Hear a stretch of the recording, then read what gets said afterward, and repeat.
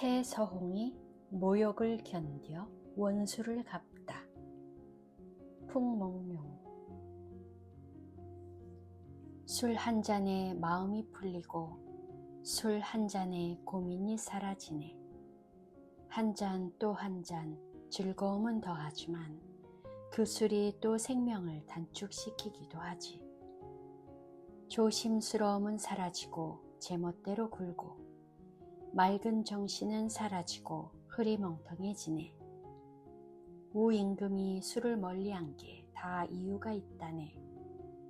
사람들이 술에 취해 얼마나 많은 실수를 저지르는가. 이사는 서쪽 강에 비친 달이라는 뜻을 가진 서강월이다. 사람들한테 지나친 음주를 삼가라고 권고한다. 오늘은 술을 너무 좋아하여 엄청난 재난을 당한 관리 이야기를 하련다. 선덕연간에 남직의 회안부 회완리에 지휘 벼슬을 하는 자가 있었으니 그 자의 성은 채, 이름은 무였다. 집안 살림도 넉넉하고 거느리는 하인들도 잠옷 많았다. 그에겐 별다른 취미가 없고 그저 술을 즐길 따름이었다. 그는 술만 봤다 하면 물불 안 가리고 덤볐으니 사람들이 그를 술귀신이라고 불렀다. 바로 이 술 때문에 채무는 관직에서 파면당하고 집에 있었다. 채무만 술을 좋아하는 게 아니라 그의 아내 전씨도 술을 잘 마셨다. 이 두 사람은 부부라기보다는 술친구에 더 가까워 보였다. 그들이 이렇게 술을 좋아하고 잘 마셨음에도 불구하고 그들의 자식들은 술을 입에 댈 줄도 몰랐다. 큰아들 채도와 작은아들 채략은 아직 나이가 어렸다. 딸은 올해 나이 15. 태어날 때 하늘에서 오색 찬란한 무지개가 내려와 그의 집을 에워싸는지라 채무가 상서로운 징조라 여겨 딸의 이름을 상서로운 무지개라는 뜻으로 서홍이라 지었다. 서홍은 너무도 예뻤다. 게다가 용이나 봉황 같은 것도 잘 그리고 꽃이나 새 같은 것을 수놓기도 잘했다. 이렇게 여자들이 갖추어야 할 손재주가 빼어나기도 하거니와 지혜롭고 영리하여 집안의 대소사를 그녀가 다 꾸려나갈 정도였다. 하기야 낮이나 밤이나 술에 취해 지내는 채무가 집안일을 어찌 신경쓰기 좋아하겠는가.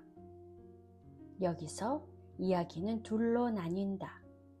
한편 지금은 병부상서를 맡고 있는 조귀라는 자가 그땐 아직 출세하기 전이었는데 채무 옆집에 살고 있었다. 조귀는 어려운 집안 형편에도 불구하고 오직 독서에 몰두하여 밤새 책을 읽다가 새벽닭이 우는 소리를 듣고서야 잠자리에 들곤 했다. 채무의 부친이 그런 조귀의 모습을 보고 가상히 여겨 늘 땔감이나 쌀을 보내주며 돕곤 했다. 조귀가 나중에 연거푸 과거에 급제하여 마침내 병부상서까지 오르게 되었다. 조귀는 채무의 부친이 자기를 도와준 은혜를 잊지 아니하고 채무를 호광 형량의 유격장군으로 특별히 승진시켜 주었다. 이 형양의 유격장군은 남들이 다 탐내는 좋은 자리라 조귀가 특별히 그 자리를 챙겨준 것이다.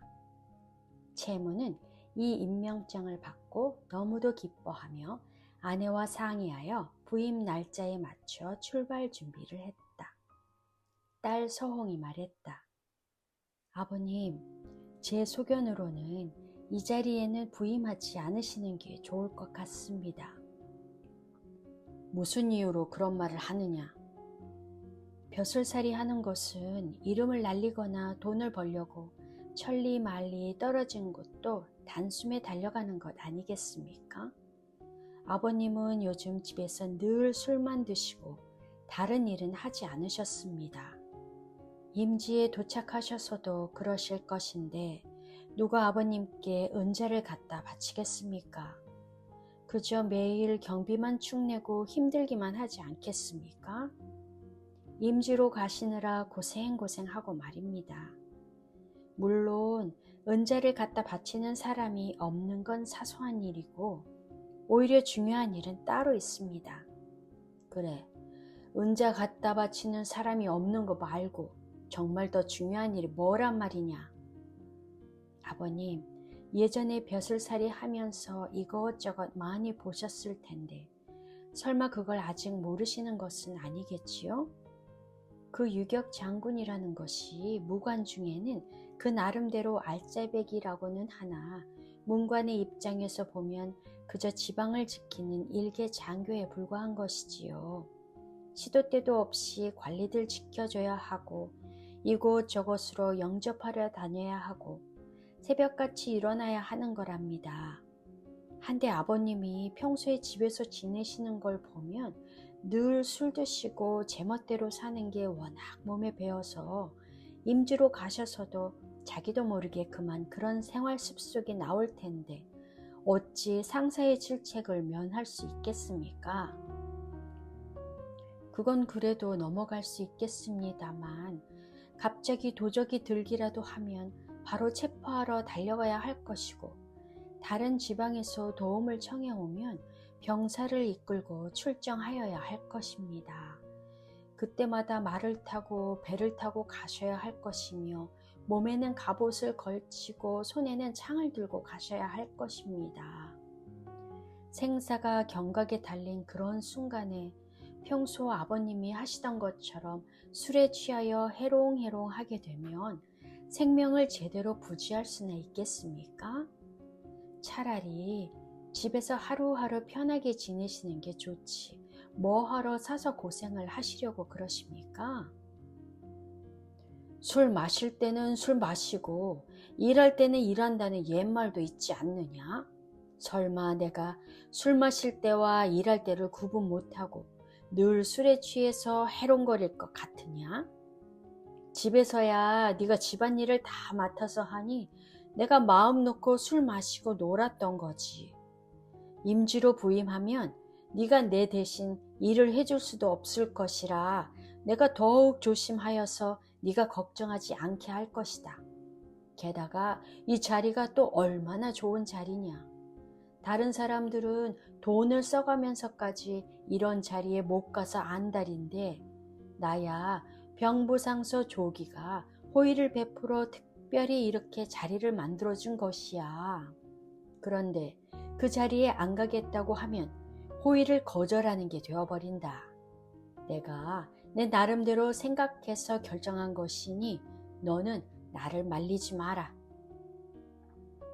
서홍은 아버지가 기어이 임지로 가려고 하는 걸 보고 이렇게 말했다.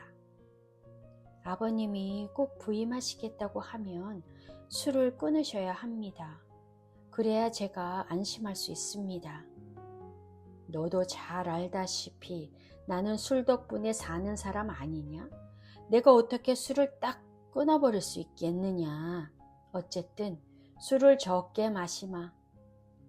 이렇게 말하고 나서 채무는 다음과 같이 읊조렸다. 이 사람의 생명은 오로지 삼수변의 닭유, 즉 주에 매여 있다네. 밥은 안 먹을 수 있어도 술을 안 마실 수는 없지. 내가 너의 충고를 받아들여 술을 줄이고 조심하련다. 하루에 10번 마시던 것을 하루에 1번 마시고 그런 다음 9번을 더 마시련다. 1번 마실 때 10돼 마시던 것을 이젠 한 말만 마시련다. 매번 한숨에 다 마시던 것을 이젠 2숨에 끊어서 마시련다. 전에는 탁자 위에서 마시던 것을 이젠 바닥에 내려와서 마시련다. 전에는 3경까지 마시던 것을 이젠 자식까지 마시련다. 여기서 술을 더 줄이라고 하는 것은 내 생명을 줄이라고 하는 것. 한편 채무는 다음날 하인 채용한테 부두로 가서 관리 부임용 배를 한 척 빌려놓으라 하고 거기에 옷가지랑 폐물 같은 것을 실어놓게 했다.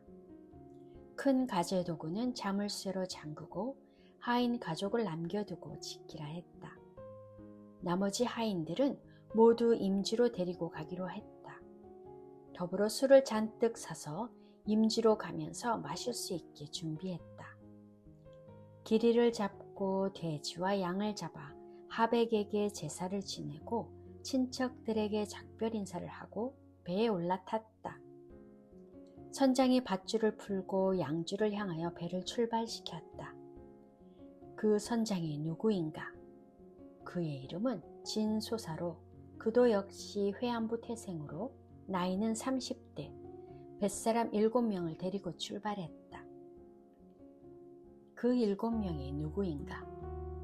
꾀보 백가, 곰보 이가, 쇠솥단지 심가, 땅딸보 진가, 망나니 하가, 알랑방귀 여가, 언챙이 능가가 바로 그들이었다. 이놈들은 모두가 승객들의 돈과 폐물을 마구 털어먹는 불안당 같은 놈들이었다. 채무가 재수가 없으려니 이런 놈들의 배를 빌리게 되었다. 진소사는 채무가 이렇게 많은 짐을 싣는 걸 보고 이미 눈이 휘둥그레지고 웬 떡이냐 싶었는데 서홍의 아름다운 모습을 보고는 이미 정신이 다 나가버릴 정도였다.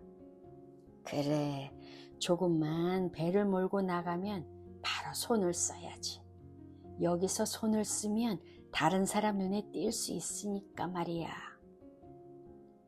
며칠 후 배가 황주 코앞에까지 다다랐을 때 진소사가 이렇게 중얼거렸다. 이제 손을 쓸 때가 되었군. 동생들한테 알려야겠다. 진소사가 뱃머리 쪽으로 가서 뱃사람들을 불러 모아 말했다. 선창 안에 있는 저 많은 재물을 그냥 보내줄 수야 없지. 오늘 밤 일을 치른다. 뱃사람들이 일제히 웃으면서 말했다. 저희야 진즉부터 눈독 들이고 있었습지요. 한데 형님이 아무 말씀 안 하시기에 혹시 동양 사람이라고 봐주시려나 했습니다. 무슨 얘기냐. 그저 손을 쓰기 좋은 곳에 도달할 때까지 기다리다 보니 그놈이 며칠 더 살게 된 것뿐이다. 그놈이 그래도 무관이고 하인들도 많으니 다른 때보다 특별히 더 조심해야겠습니다. 그놈은 소문난 술귀신이야. 무관은 무슨 얼어 죽을. 걱정 붙들어 매어라. 그놈이 술에 취할 때까지 기다렸다가 바로 그놈이랑 마누라를 처치해버려라. 아, 그놈 딸은 건드리지 말고 살려두어라. 내가 마누라 삼으련다. 잠시 후 배가 황주 어귀에 정박했다. 진소사는 술과 안주를 사오게 해서 뱃사람들을 배불리 먹인 다음 다시 배에 닻을 올렸다. 돛이 바람을 팽팽하게 받으며 배는 화살처럼 강물 위로 나아갔다. 그날은 마치 보름, 황혼역에 둥근 달이 떠오르니 대낮처럼 밝았다. 배가 넓은 곳으로 나아가자 진소사가 뱃사람들에게 말했다. 자, 이제 그만 가고 여기서 손을 쓰자. 그들은 곧장 노를 내려놓고 닻을 내리고 각자 무기를 들고 앞쪽 선창으로 달려갔다. 채무의 하인 하나가 이들이 흉악한 기세로 달려오는 걸 보더니 바로 소리쳤다. 날이 큰일 났습니다. 정말 눈 깜짝할 사이에 그 하인은 말을 채 마치지도 못하고 그만 고꾸라지고 말았다. 그 하인의 정수리에 도끼날이 찢기고 피가 철철 흘러내렸다. 채무의 하인들은 모두 덜덜 떨기만 하고 어찌할 바를 몰라 했다. 강도들은 조금도 망설이지 않고 하인들을 칼로 도끼로 죽여버렸다. 한편 채무는 처음 배를 탔을 때는 술을 조금 자제하는 듯 했으나 며칠 지나자 스스로 무료함을 느끼다 보니 예전처럼 아내와 술을 마시기 시작했고 서홍이 극구 말려도 듣지 않았다. 그날 밤도 아내와 한창 신나게 술을 마시기 시작하여 벌써 술에 얼큰이 취하고 말았다. 서홍은 앞쪽 선창에서 고함 소리가 나는 걸 듣고 급히 하녀를 보내 무슨 일인지 살피라 했다. 그 하녀가 한 걸음도 채 떼지 못하고 바로 소리를 질렀다. 나리, 앞 선창에서 살인이 벌어졌습니다. 채무의 아내는 놀라서 정신이 반은 나가버린 듯 했다. 채무의 아내가 겨우 몸을 일으키는가 했더니 강도들이 중간 선창으로 밀려 들어왔다. 채무는 술에 취하여 눈이 풀린 채로 소리쳤다. 나 채무나리가 여기 있는데 어느 놈이 감히 들어오느냐. 쇠솥단지 심가가 도끼로 채무를 내리치니 채무가 어이쿠 하며 넘어졌다. 하인들이 일제히 무릎을 꿇고 외쳤다. 아이고, 금은보화는 다 가져가시고 그저 목숨만 살려주십시오. 강도들이 대답했다. 둘 다 가져가야겠다. 진소사가 말했다. 잠깐, 그래도 저놈과 내가 한 고향 사람인데 모가지는 끊지 마라. 저놈 몸뚱아리는 온전히 해서 죽게 해줘라. 진소사가 강도들에게 어서 밧줄을 찾아오라 했다. 강도들이 뒷선창으로 가서 밧줄을 찾아와서 서홍만 빼고 채무 부부를 함께 묶었다. 채무가 울면서 서홍에게 말했다. 내가 네 말을 듣지 않았더니 결국 이런 날이 오고 말았구나. 강도들이 채무 부부를 강물에 집어던졌다. 채무의 하인들은 하나씩 모두 목을 베어버렸다. 시 한 수로 이를 증명하노라. 황금직인을 지닌 장군이여, 너무도 술을 좋아하는구나. 농림처사가 어찌 이리도 거칠고 용맹한가. 무정한 파도가 하늘 높이 굽이치는 건 오자서의 분노가 하늘에 닿아서라네. 서홍은 강도들이 온 집안 식구를 도륙하면서도 자기만을 살려두는 걸 보고 필시 자기를 욕보이려 하는 것임을 직감하고 선창 문을 열고 뱃전으로 달려가 강물에 뛰어들려고 했다. 진소사가 손에 들고 있던 도끼를 내려놓고 서홍을 붙잡았다. 아가씨, 놀라지 마셔. 안 죽일 거니까 걱정 말라고. 서홍이 버럭 화를 내며 욕했다. 이 강도놈아, 우리 가족을 몰살시키고 거기다가 나를 욕보이기까지 하려느냐? 어서 나를 죽게 내버려 둬라. 아니, 이렇게 예쁜 아가씨를 어떻게 죽게 내버려 둘 수 있어? 진소사는 이렇게 말하면서 서홍을 안고 뒤 선창으로 들어갔다. 서홍은 계속 이 죽일 놈의 강도, 저 죽일 놈의 강도 하면서 끊임없이 욕을 해대었다. 다른 강도들이 버럭 화를 내며 진소사에게 말했다. 형님, 어디 여자가 없다고 그래 이런 욕을 다 먹고 그러십니까? 강도들이 서홍을 죽여버리려고 하자 진소사가 황급히 가로막았다. 동생들, 내 얼굴을 봐서 저 여자를 좀 용서해 주시게. 내가 동생들한테는 내일 별도로 한 번 더 챙겨주겠네. 그런 다음 진소사가 서홍을 향해서 버럭 소리를 질렀다. 어서 그 입 좀 다물라. 네가 다시 욕을 하면 그땐 나도 너를 어떻게 해줄 수가 없다. 서홍은 울면서 혼자 곰곰이 생각에 잠겼다.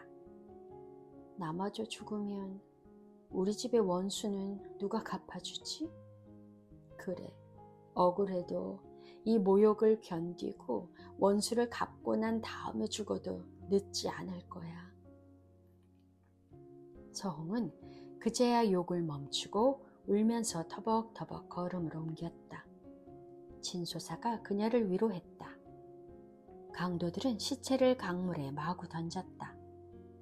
배를 깨끗이 치우고 선창을 정리하고 난 다음 배를 모래톱에 세우고 바구니와 상자를 다 들고 내려서 각자 자기 몫을 나누려고 했다.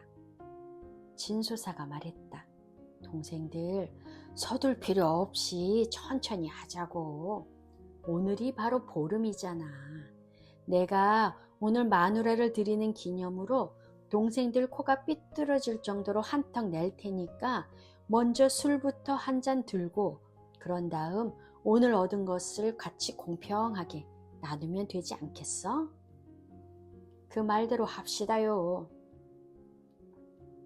그들은 채무가 사온 술을 몇 단지 따고 안주거리를 챙겨 같이 선창에 앉아서 촛불을 환히 밝혀놓고는 채무가 챙겨온 은잔에 술을 따라 마음껏 마셨다. 진소사는 서홍을 안고 나와서 자기 옆에 앉혔다. 아가씨, 나는 진정한 사내.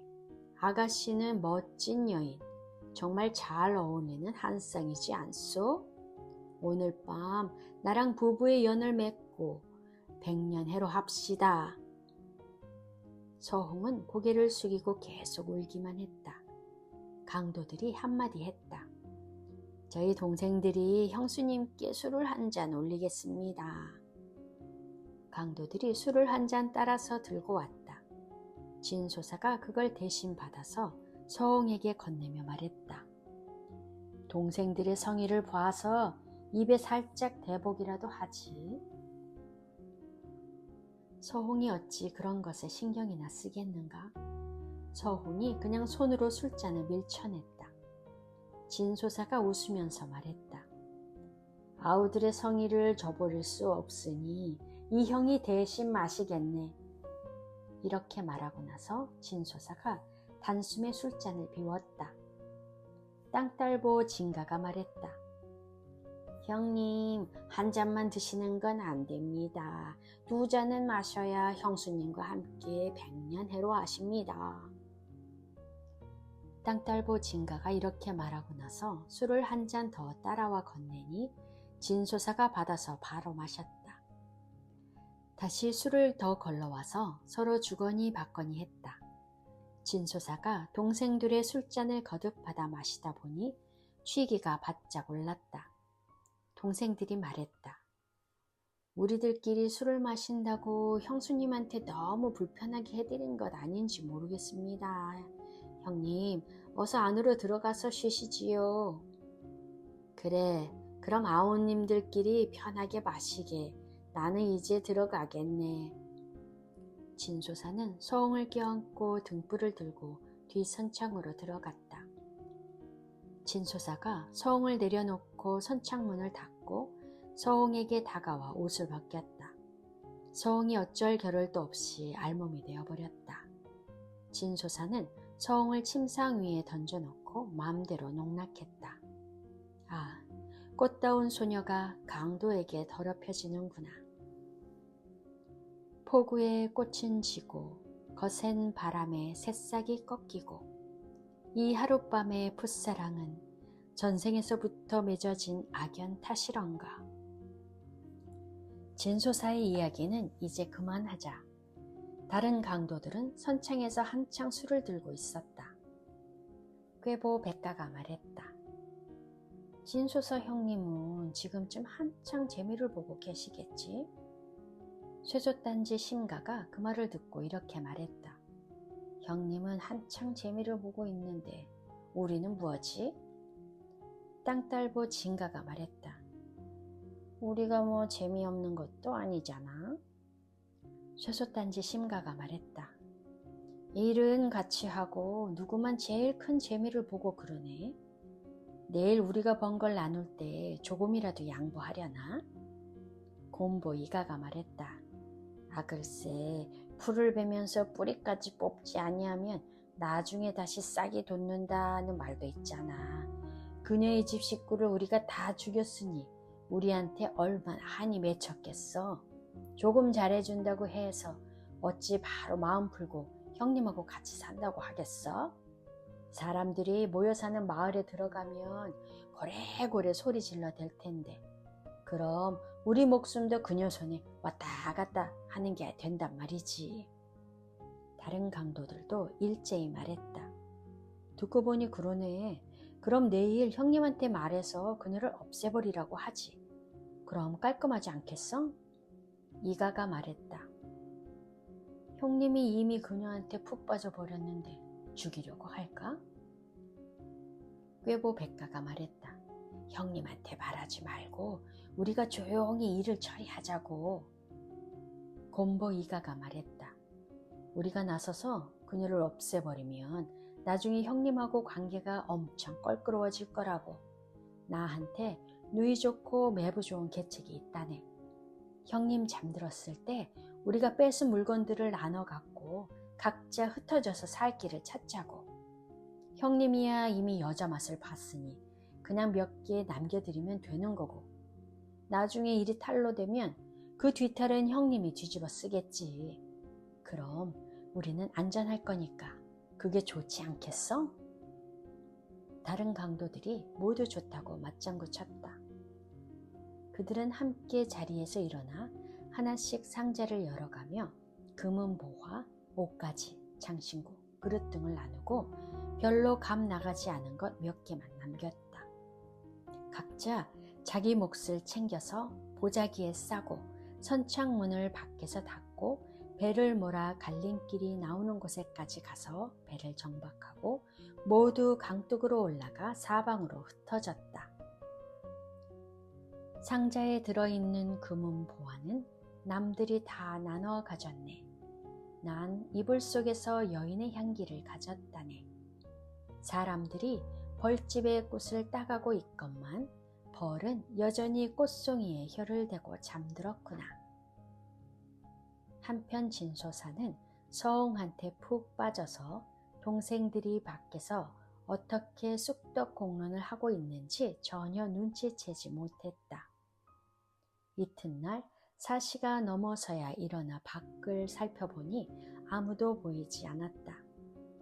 자기가 어젯밤 술에 취하여 그냥 잠들어 버린 게 생각났다. 이물로 가서 찾아보았으나 역시 아무도 없었다. 앞 선창으로 들어가 보았으나 역시 개미새끼 하나 보이지 않았다.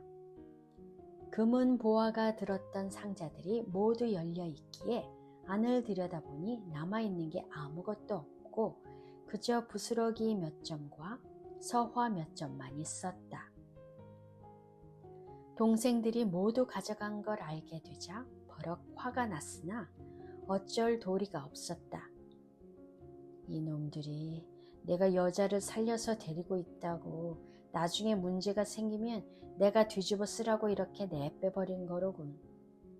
나 혼자 이 배를 몰고 갈 수도 없고 그렇다고 여기 그냥 이렇게 죽치고 있을 수도 없고 진퇴양난이군. 배에서 내려 마을로 들어가면 이 여자가 고래고래 소리를 질러 사람 살리라고 하면 내 목숨도 간당간당해질 거야. 이것 참 호랑이 등에 탄 형국이라 내리지도 못하고 일단 저 화금부터 없애버려야겠다. 진소사는 도끼를 들고 뒷선창으로 들어갔다. 서홍이 침상에서 울고 있었다. 얼굴 가득 눈물이 번지며 울고 있는 서홍의 모습이 너무도 아름다워 자기도 모르게 도끼를 쥔 손에서 힘이 빠져나갔다. 서홍을 죽여야겠다는 다짐이 눈 녹듯이 사라져버렸다. 진소사는 쥐고 있던 도끼를 바닥에 던져버리고 서홍을 껴안고 한 차례 욕정을 불태웠다. 아, 슬프도다. 이렇게 아리답고 연하디 연한 꽃이 미친 바람에 무참히도 짓밟히는구나. 진소사가 욕정을 채우고 나더니 서홍을 달랜답시고 이렇게 말했다. 아가씨 힘들지? 내가 가서 먹을 것 좀 챙겨다 줄게. 진소사가 벌떡 일어나 이물에 가서 불을 지피고 밥을 짓다가 생각에 빠졌다. 내가 이 여자한테 정신이 팔리다 보면 제 명예 죽지 못할 것 같은데 그렇다고 죽이자니 차마 손이 안 떨어지고 그래 그냥 재수 오음 붙었다 치고 이 배를 버리고 다른 데 가서 지내야겠다. 내가 재수가 좋아 돈을 왕창 벌게 되면 배 한 척 사서 전처럼 다시 신나게 살아보자고. 이 여자는 그냥 배에다 버리고 가자. 이 여자가 살 팔자면 우연히 다른 사람 눈에 띄어서라도 살 수 있겠지. 그러다 내가 혹시 잘못되어도 그건 역시 내 팔자인 거고. 그러다 진소사가 또다시 생각에 빠졌다. 아니야. 저 여자를 없애지 않으면 두고두고 화근이 될 거야. 좋아.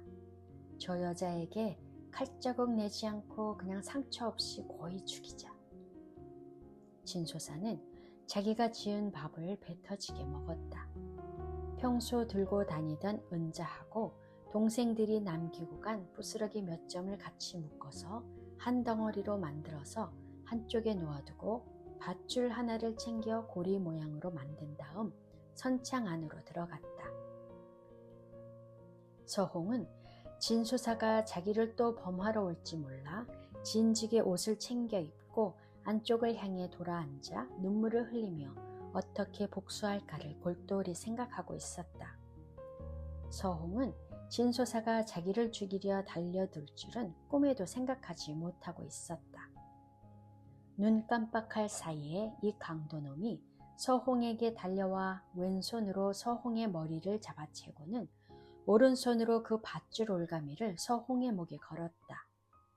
서홍이 소리를 지르려 했으나 진소사가 밧줄을 더욱 조이는 바람에 서홍은 숨이 턱 막힌 채 손과 발을 버둥거리면서 몇 번을 펄쩍펄쩍 뛰다가 그만 침상 위에 쭉 뻗어버렸다. 진소사는 서홍이 죽었거니 생각하고선 손에 힘을 풀고 선창 밖으로 나가 자기 짐을 들어 막대기에 끼워서 어깨에 맨 다음 강도기로 뛰어올라 길을 갔다. 베개맡의 사랑은 버렸으나 골칫덩어리는 깔끔하게 처리했구나. 그래도 서홍이 죽을 운명은 아니어서 진소사가 묶은 매듭이 한 겹이었다.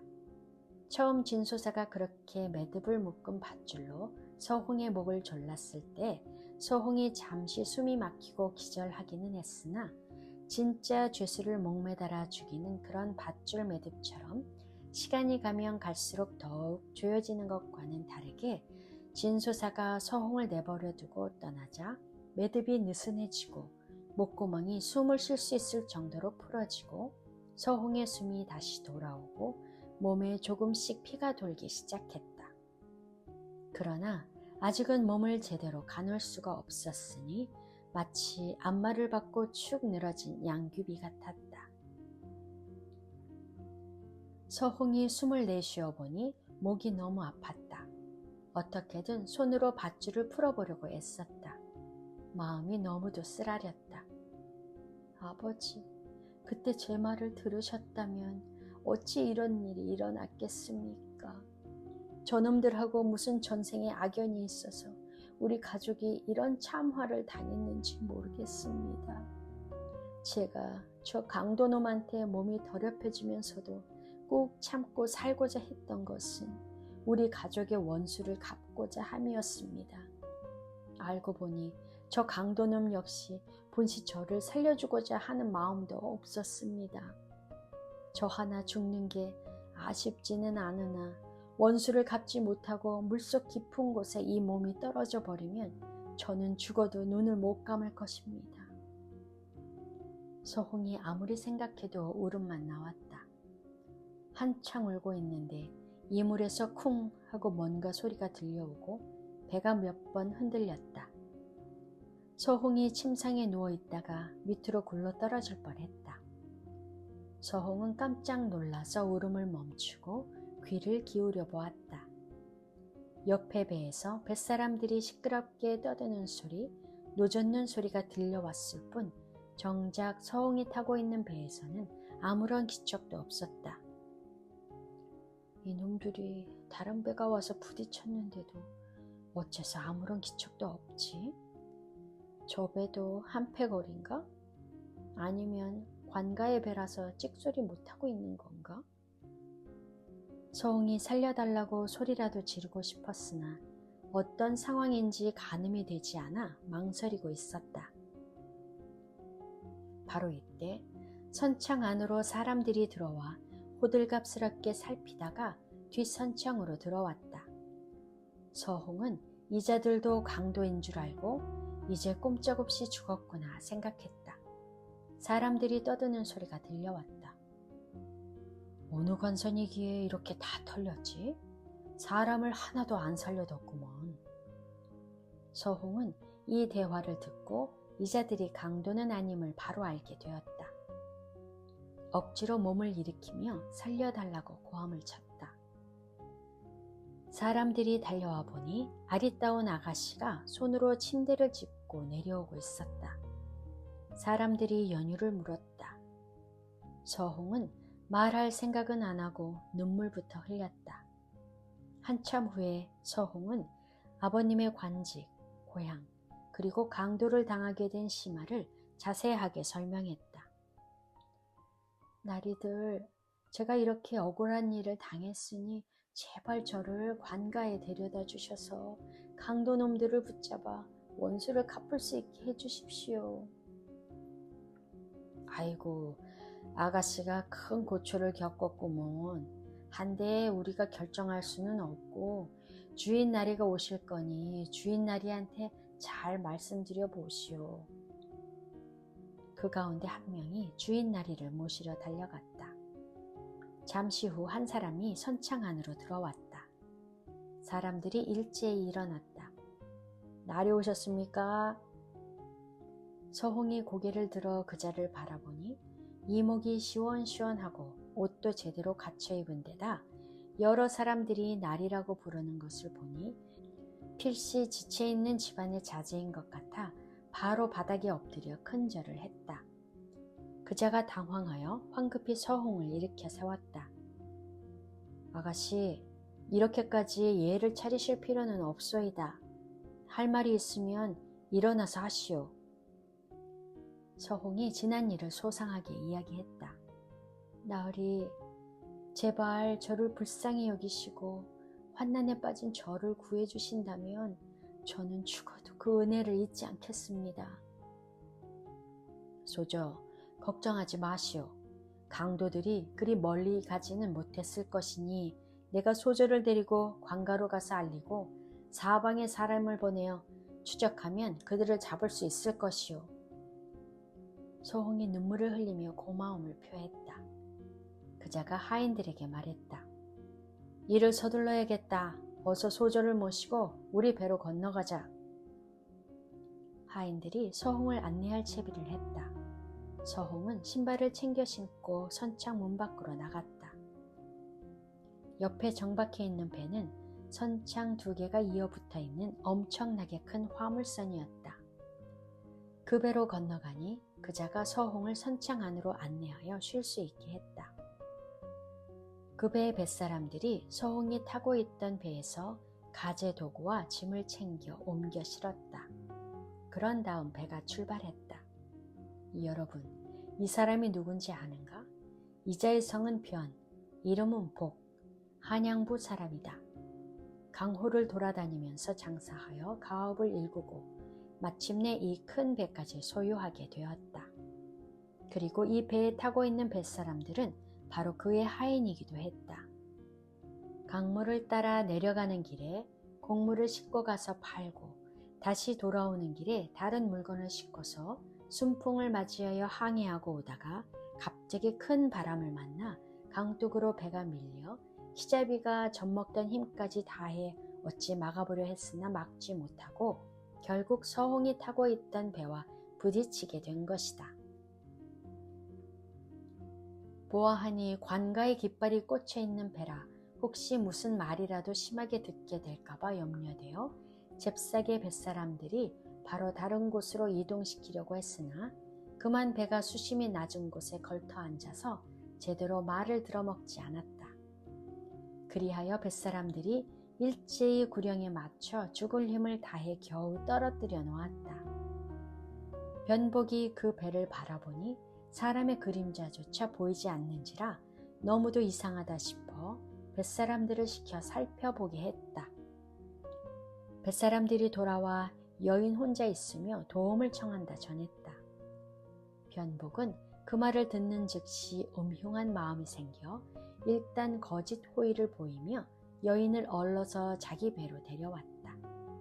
사실 그는 그녀를 관청을 데리고 가서 대신 고소해주고 억울함을 풀어줄 마음이 애당초 없었다.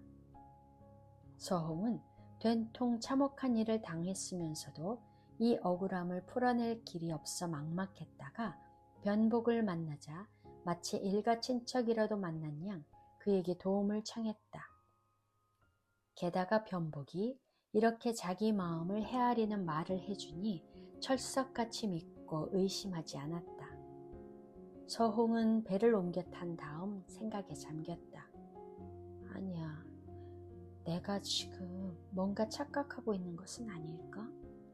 저 사람이 나의 일가 친척도 아닌데 어찌 나를 도와주려고 나를 데리고 관가에 가겠어? 게다가 저 사람이 지금 나에게 베푸는 호의가 진심인지 아닌지도 알 수 없잖아. 만약 무슨 흑심이라도 품고 있으면 어쩌지?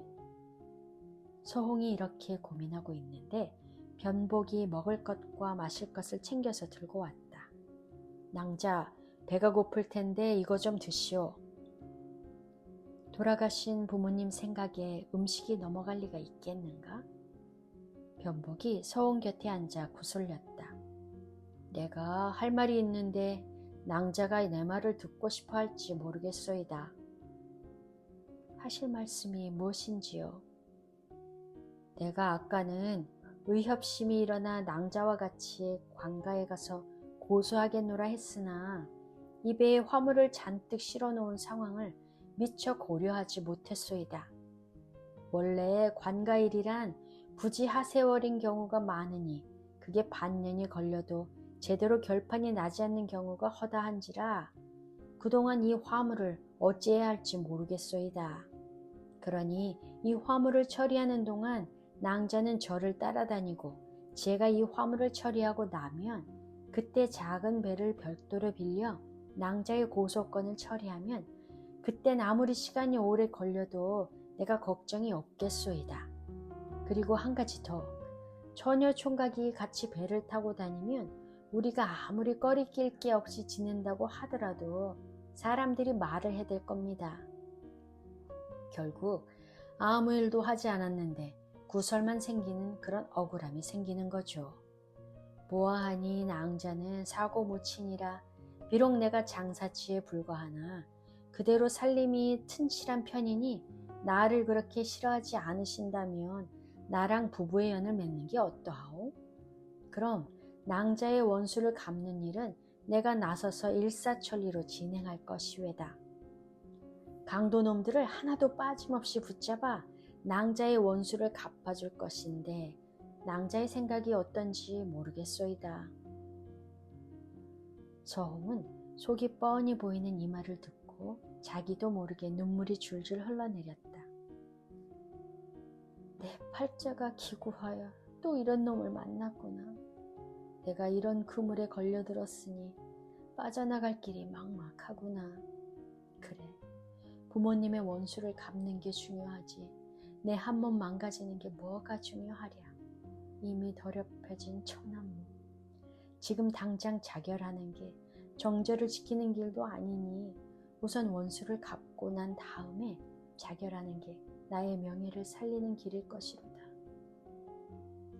이렇게 작정하고 나서 서홍은 눈물을 머금고 대답했다.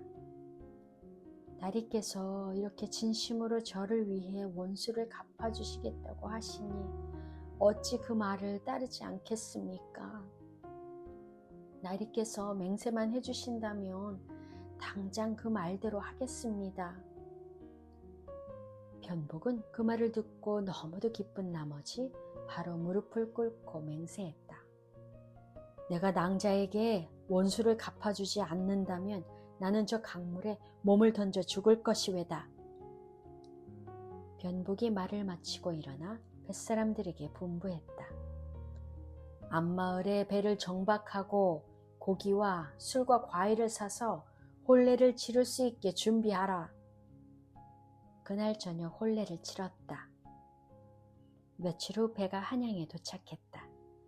어찌 알았으리 변복에게 이미 아내가 있었던 것을.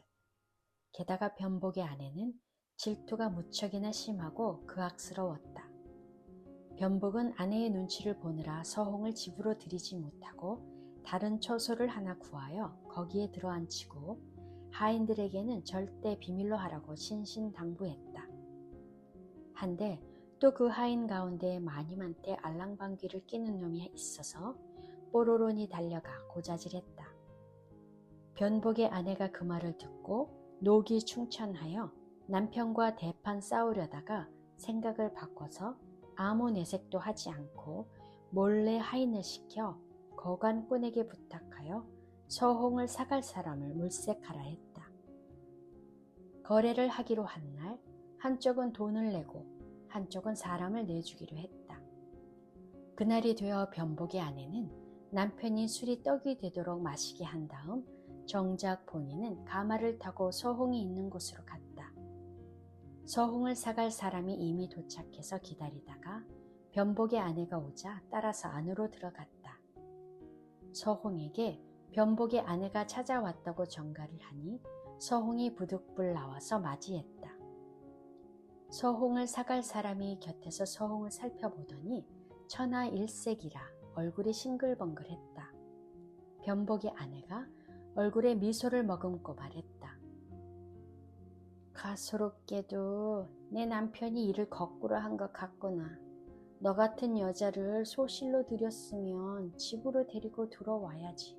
뭐하러 이런 곳에다 숨겨놓는단 말이냐. 이거 참 우세스러워. 남이 알까 무섭구나. 내가 폐악질이라도 하는 줄 알 거 아니냐?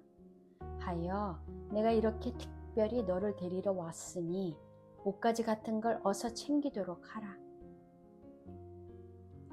서홍은 변복의 얼굴이 안 보이기에 사양하고 안 따라가겠다고 했다. 변복의 아내가 다시 입을 열었다.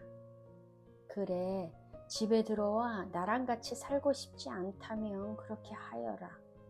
하지만 내가 이렇게 직접 찾아온 성의를 봐서 나를 따라 우리 집에 와서 며칠 묵다가 다시 오도록 하라. 서홍은 이 말을 듣고 계속해서 거절할 수만은 없어 방에 들어가 짐을 챙겼다.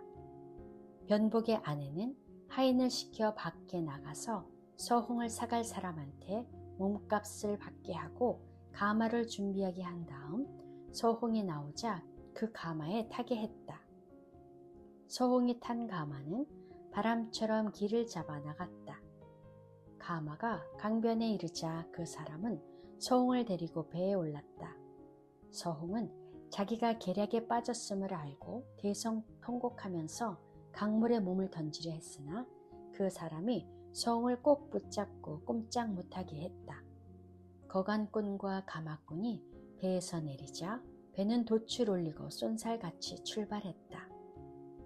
한편 변복의 아내는 서홍을 팔아치운 다음 서홍이 쓰던 집기를 모두 정리하고 문을 잠가버렸다. 집에 돌아와 보니 남편 변복이 아직도 자고 있었다. 아내가 변복의 뺨을 서너 차례 때려 깨우더니 욕하고 때리고 난리가 아니었다. 이렇게 날이 새도록 난리를 치니 변복은 감히 바깥 출입을 할 엄두를 못 냈다. 하루는 큰맘 먹고 서홍이 살던 곳에 가보니 문이 굳게 잠겨 있었다. 변복이 깜짝 놀라 하인에게 물어보고서야 아내가 서홍을 팔아버렸다는 걸 알게 되었다. 변복은 화가 머리끝까지 치밀어 올랐다. 한데 나중에 변복이 강물에 빠져 죽게 되는데 이게 다 서홍이 원수 갚는 걸 도와주지 아니하면 강물에 몸을 던져 죽겠노라 한 자신의 맹세대로 된 것이라. 변복의 아내는 원래 질이 안 좋은 여자라. 남편이 죽은 다음에 재물을 마음껏 쓰고 즐기다가 자신과 정을 통한 간부에 의해서 기생집에 팔리고 만다. 하늘이 무심치 않고 죄는 지은 대로 가는 법이다. 이를 증명하는 시를 한 수 인용해보자. 모욕을 견디고 살아감은 원수를 갚기 위함이었으나 정욕을 채우고자 간계를 부리는 자를 만나고 말았구나. 거짓 맹세를 하지 말지니 하늘이 내려다보도다. 한편 서홍은 이렇게 팔려서 배에 갇힌 자기 신세가 너무도 안타까워 구슬피 울었다. 서홍을 사들인 남자가 이렇게 위로했다. 너무 그렇게 울지 마소. 그래도 맛난 밥 먹게 해주고 좋은 옷 입게 해주고 마음 편하게 살게 해줄 거니까 변간의 마누라쟁이한테 시달리고 사는 것보다 100배 나을 거요. 서홍은 그자의 말엔 신경도 쓰지 않고 그저 혼자 생각에만 골몰했다. 차라리 죽어버릴까? 아직 원수를 못 갚았으니 이를 어쩐다. 모진 목숨 이어가려니 음탕한 여인의 길을 가야 하는구나. 아무리 생각해봐도 원수를 갚으려면 이 모욕을 견디고 되어가는 형편을 보고서 어떻게 대처할지를 결정해야 할 것 같았다. 얼마 가지 못하여 바로 해가 저물었고 그자는 배를 강뜨게 되었다. 그자가 서홍에게 같이 자자고 했다. 서홍은 옷을 움켜쥐고 버텼다. 그자가 다가와 서홍을 억지로 껴안았다. 서홍은 사람 살리라고 고래고래 소리쳤다. 그자는 다른 배의 소리가 들려 괜히 문제가 생길까봐 서홍을 풀어주고 더는 추근대지 않았다. 배가 무창푸에 도착했다. 그자는 서홍을 포주 왕가에게 팔아넘겼다. 왕가 기생집에는 이미 기녀 서너시 있었다. 그중 한 기녀가 온갖 치장을 하고 얼굴에 진한 화장을 하고서 문가에 기대어 웃음을 팔고 있었다. 서홍이 그런 모습을 보니 마음이 너무나 고통스러웠다. 이렇게 기루에서 생활하다가는 원수 갚는 일이 막막하겠구나. 게다가 이런 생활을 하면서 무슨 염치로 얼굴을 들고 다닐 수 있을까? 서홍은 차라리 죽어버리겠다는 심정으로 손님 받기를 거절했다. 그런데 참으로 기이한 인연이 있어 서홍이 이런 길로 들어서게 되었음에도 몸을 망치는 상황은 모면할 수 있었다. 포주가 기생 어미에게 상의했다. 전현이 저렇게 손님을 받지 않겠다고 하니 데리고 있어봐야 아무 소용이 없겠어. 앞뒤 안 가리고 죽겠다고 난리를 피우니 외려 손해가 막심이라. 다른 임자한테 팔아버리고 다른 애를 데려오는 게 낫겠어. 세상사란 기묘한 우연으로 만들어진다는 말도 있지 않은가? 마침 소홍사람 호열이 친척인 무창태수를 찾아와 돈이라도 좀 얻어 써볼까 했다가 뜻밖의 횡재를 하게 되었다. 그 호열이란 사람이 본디 주색 잡기를 좋아하여 숙소로 정한 곳도 기루 옆이라 시간만 나면 기루를 왔다 갔다 하면서 서홍의 미모를 보고서 한눈에 반해버렸다. 호열은 어떻게든 서홍을 손에 넣고 싶어 했다. 그러나 서홍이 죽기 살기로 거절하니 어쩔 도리가 없었다. 이번엔 호열이 포주가 서홍을 팔아버리려고 한다는 소식을 듣고는 값을 후하게 치르고라도 서홍을 측실로 들이기로 작정했다. 일이 되려고 그랬는지 거래가 일사천리로 이루어졌다. 호열은 서홍을 측실로 취하여 자기 거처로 데리고 왔다. 그날 밤 술과 안주를 마련하여 서홍과 함께 했다. 서홍은 울기만 할 뿐 호열에게 가까이 하려 하지 않았다. 호열이 여러 차례 달래다가 지친 나머지 이렇게 말했다. 여보 아가씨, 기루에 있을 때야 험한 일이라 내키지 않아서 손님을 안 받겠다고 한 거야 뭐 그런 대로 이해하지만 이젠 내 마누라가 된 거잖아. 얼마나 좋아. 근데 뭐가 그렇게 서럽다고 울기만 하는 거야? 힘든 게 있으면 나한테 말하라고. 내가 다 해결해 줄 테니까. 그리고 정말 큰일 있으면 서슴지 말고 이야기해봐. 이 고을 태수나리가 내 친척이란 말이야. 내가 그분한테 말씀드려서 다 해결해 줄 건데 왜 울고 그래? 서홍은 그 말을 듣고서야 자신의 내력을 일일이 이야기하기 시작했다. 나리께서 제 원수를 갚아주시기만 한다면 나리와 부부가 되는 것이 뭐가 문제겠습니까? 나리의 하녀가 되는 것조차 마다하지 않겠습니다. 아이고, 지체있는 집안의 딸이 이런 험한 일을 당했구먼.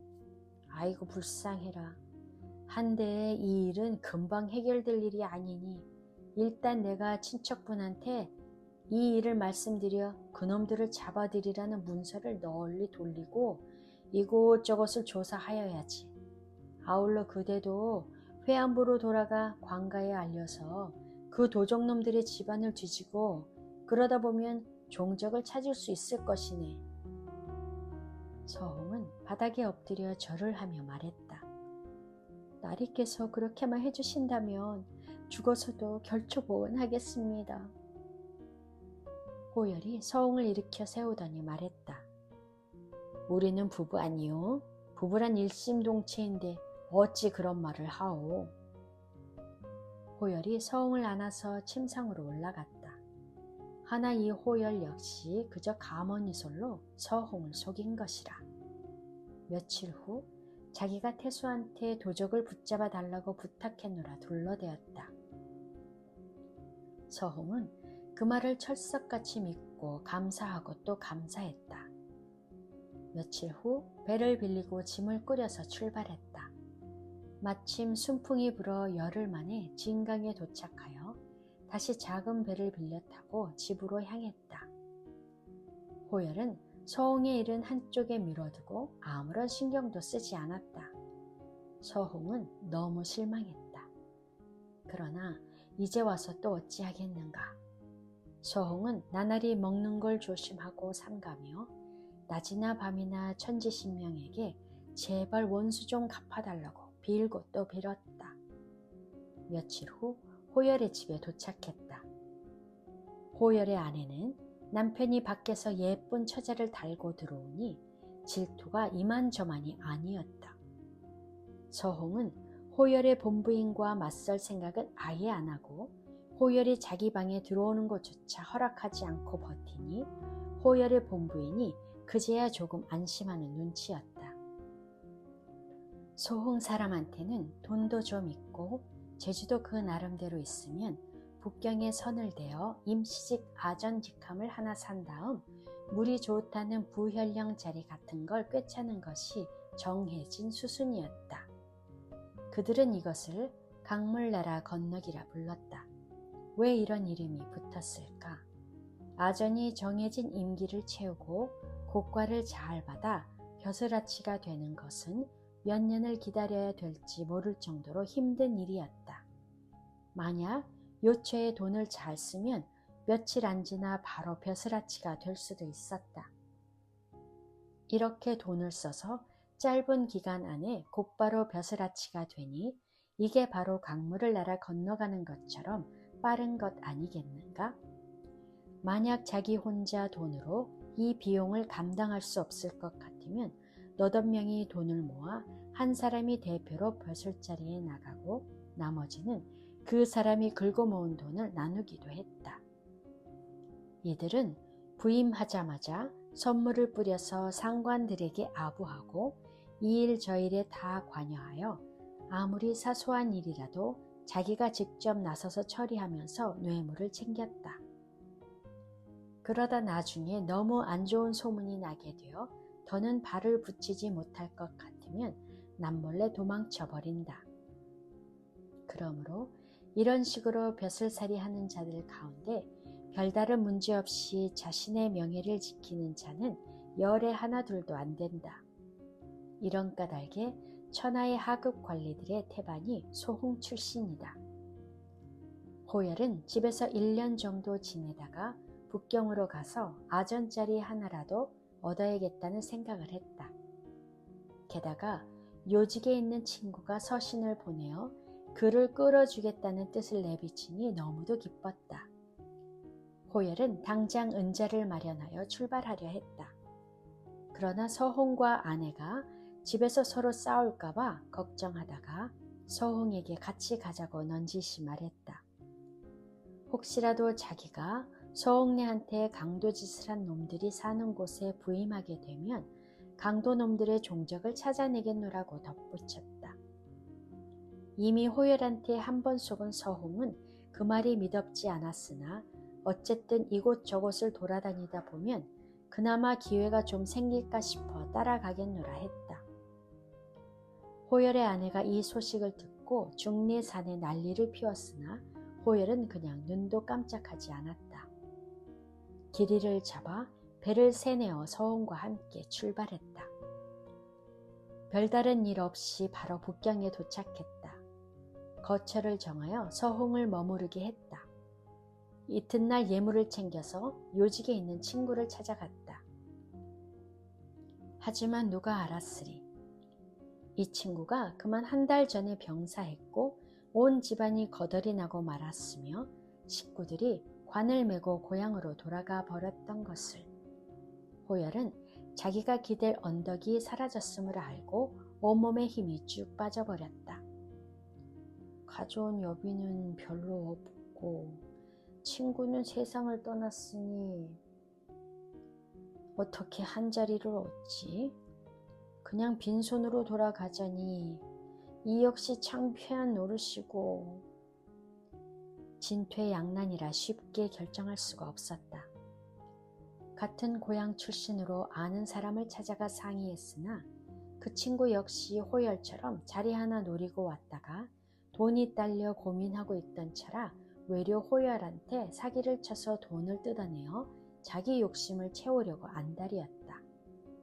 재수가 없으려니 호열이 그자 꿰매에 넘어가 그나마 자기가 가지고 있던 은자를 모두 그자에게 건네주고 말았다. 그자는 그 은자를 받아 자기 자리를 사고는 몰래 임지로 도망쳐 버렸다. 호열은 빈털터리가 되어 하루하루 먹을거리조차 걱정하게 되었다. 집에 서신을 보내어 노자를 좀 보내달라고 했으나 그 서신을 받은 호열의 아내가 그렇지 않아도 남편이 미운지라 노자를 보내줄 마음이 어찌 생기겠는가. 북경에서 끝떨어진 연신세가 된 호열은 날마다 이곳저곳 떠돌아다니며 북경의 왈패와 어울려 남의 돈 뜯어낼 궁리나 했다. 어느 날 엄청난 재물을 뺏어낼 큰 쾌를 하나 물었는데 믿기가 없었다. 그러다 문득 서홍에게 생각이 미쳤다. 그녀를 자기 누이 동생이라 거짓말하고 그녀를 이용하여 미인기를 쓰면 될 것 같았다. 이렇게 꿍꿍이를 하고 나니 서홍이 말을 안 들을까 그것이 걱정이었다. 호열이 감언이설로 서홍을 달랬다. 내가 좋은 자리 하나 사서 임지에 가면 네 원수놈들을 찾아내 혼쭐을 내주려고 했다만 운이 안 따라서 친구놈이 이미 저 세상 사람이 되어버렸고 또 그 죽일 놈의 사기꾼한테 내 은자를 날려버려 이렇게 진퇴양난이구나. 고향에 돌아가려고 해도 노자가 없으니. 한데 어제 내 친구랑 제법 좋은 수 하나가 떠오르더구나. 무슨 좋은 수라도 있으신가요? 네가 내 동생이라고 하고 너를 첩으로 삼을 사람을 물색한다고 소문을 낸 다음 그걸 보고 찾아오는 사람한테 돈을 우려내는 것이지. 그런 다음 야반 도주해버리면 그놈들이 우리를 어찌 찾겠어. 돈을 가지고 먼저 회안에 너의 집으로 가서 강도들을 찾아내면 내가 너한테 미안한 마음도 좀 덜할 것 같아. 서홍은 처음엔 그 말을 듣고 전혀 콧방귀도 안 뀌었으나 자기를 회안 고향집으로 데려다 준다고 하는 소리를 듣고는 그렇게 하겠노라 응낙했다. 호열은 서홍의 예라는 한마디 말을 듣고 너무도 기뻤다. 호열은 왈패 친구들에게 돈을 뜯어낼 임자를 물색하여 달라고 부탁했다. 하늘 땅 다 가리는 그물을 쳐놓고 누군가 걸려들기만 기다리는구나. 이제 이야기가 두 갈래로 갈린다. 한편 절강성 온주부에 한 선비가 살고 있었으니 성은 주, 이름은 원이었다. 주원은 나이가 40을 넘겼는데도 대를 이을 아들이 없었다. 아내가 주원에게 소시를 드리라고 몇 번이나 권했으나 주원은 그때마다 이렇게 말할 따름이었다.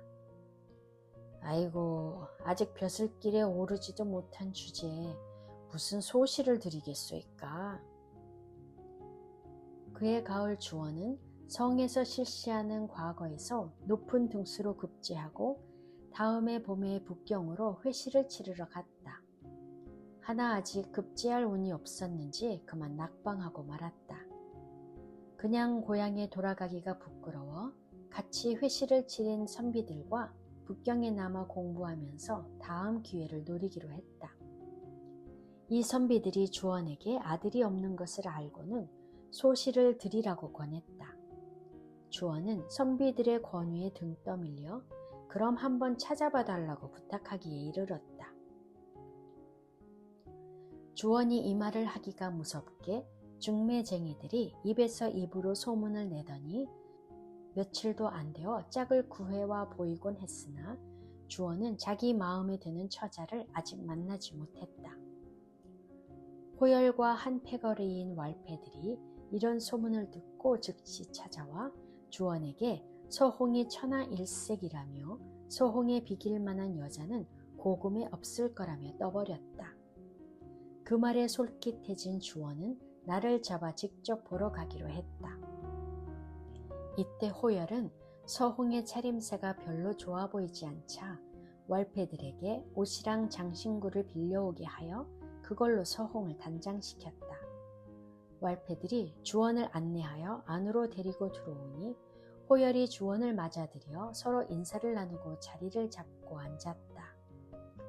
차를 한 잔 대접하고 나서 서홍을 불러내었다. 서홍이 다가와 중간 문 옆에 섰다. 주원이 서홍에게 다가가니 서홍이 몸을 살짝 옆으로 돌리고 입을 열어 인사말을 건넸다. 주원이 황급히 답례하고 서홍을 자세히 살펴보았다. 정말 빼어난 용모라 자기도 모르게 찬탄했다. 정말 아름다운 여인이로다. 서홍 역시 주원의 생김새가 당당하고 행동 거지가 단정한 것을 보고 속으로 이렇게 생각했다. 이분은 생김새부터가 정말 제대로 된 선비 같구나. 한데 어쩌다가 이런 놈들의 속임수에 걸려들었을까. 서홍은 이런 생각에 마음이 편치 않아 잠시 서 있다가 바로 안으로 들어가 버렸다. 왈패들이 옆에서 끼어들었다. 날이 어떠시오? 우리가 허튼 소리 한 게 아니란 걸 알겠소이까? 주원이 미소 지으며 고개를 끄덕이고 말했다. 정말 그대들 말대로요. 그럼 내 거처로 가서 저 여인의 몸값을 상의합시다. 그런 다음 나를 잡아 나한테 데려다 주면 좋을 것 같소이다.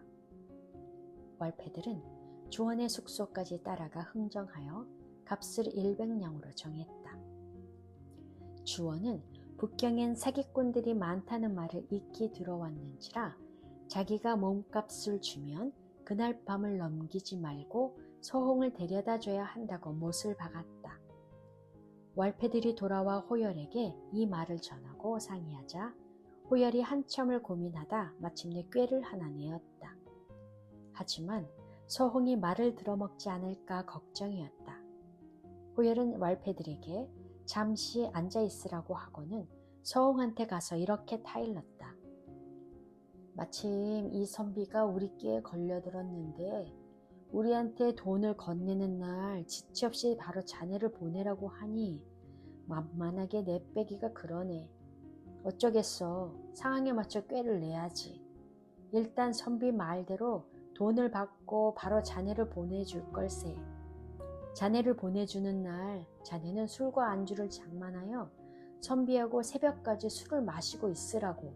그럼 내가 내 패거리를 데리고 자네하고 선비가 술 마시고 있는 곳으로 쳐들어가 외장을 쳐 이장을 불러와서는 선비가 유부녀를 강탈해 갔으니 바로 데려가겠으며 선비를 관가에 고발할 것이라고 할 거야.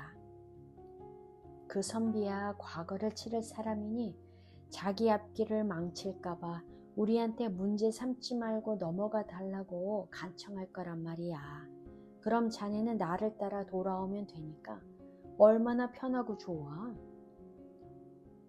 서홍은 그 말을 듣고 인상을 찡그리며 싫은 내색을 했다. 아이고, 내가 전생에 무슨 죄를 얼마나 지었기에 이 생에서 이렇게 엄청난 고난을 당하는지.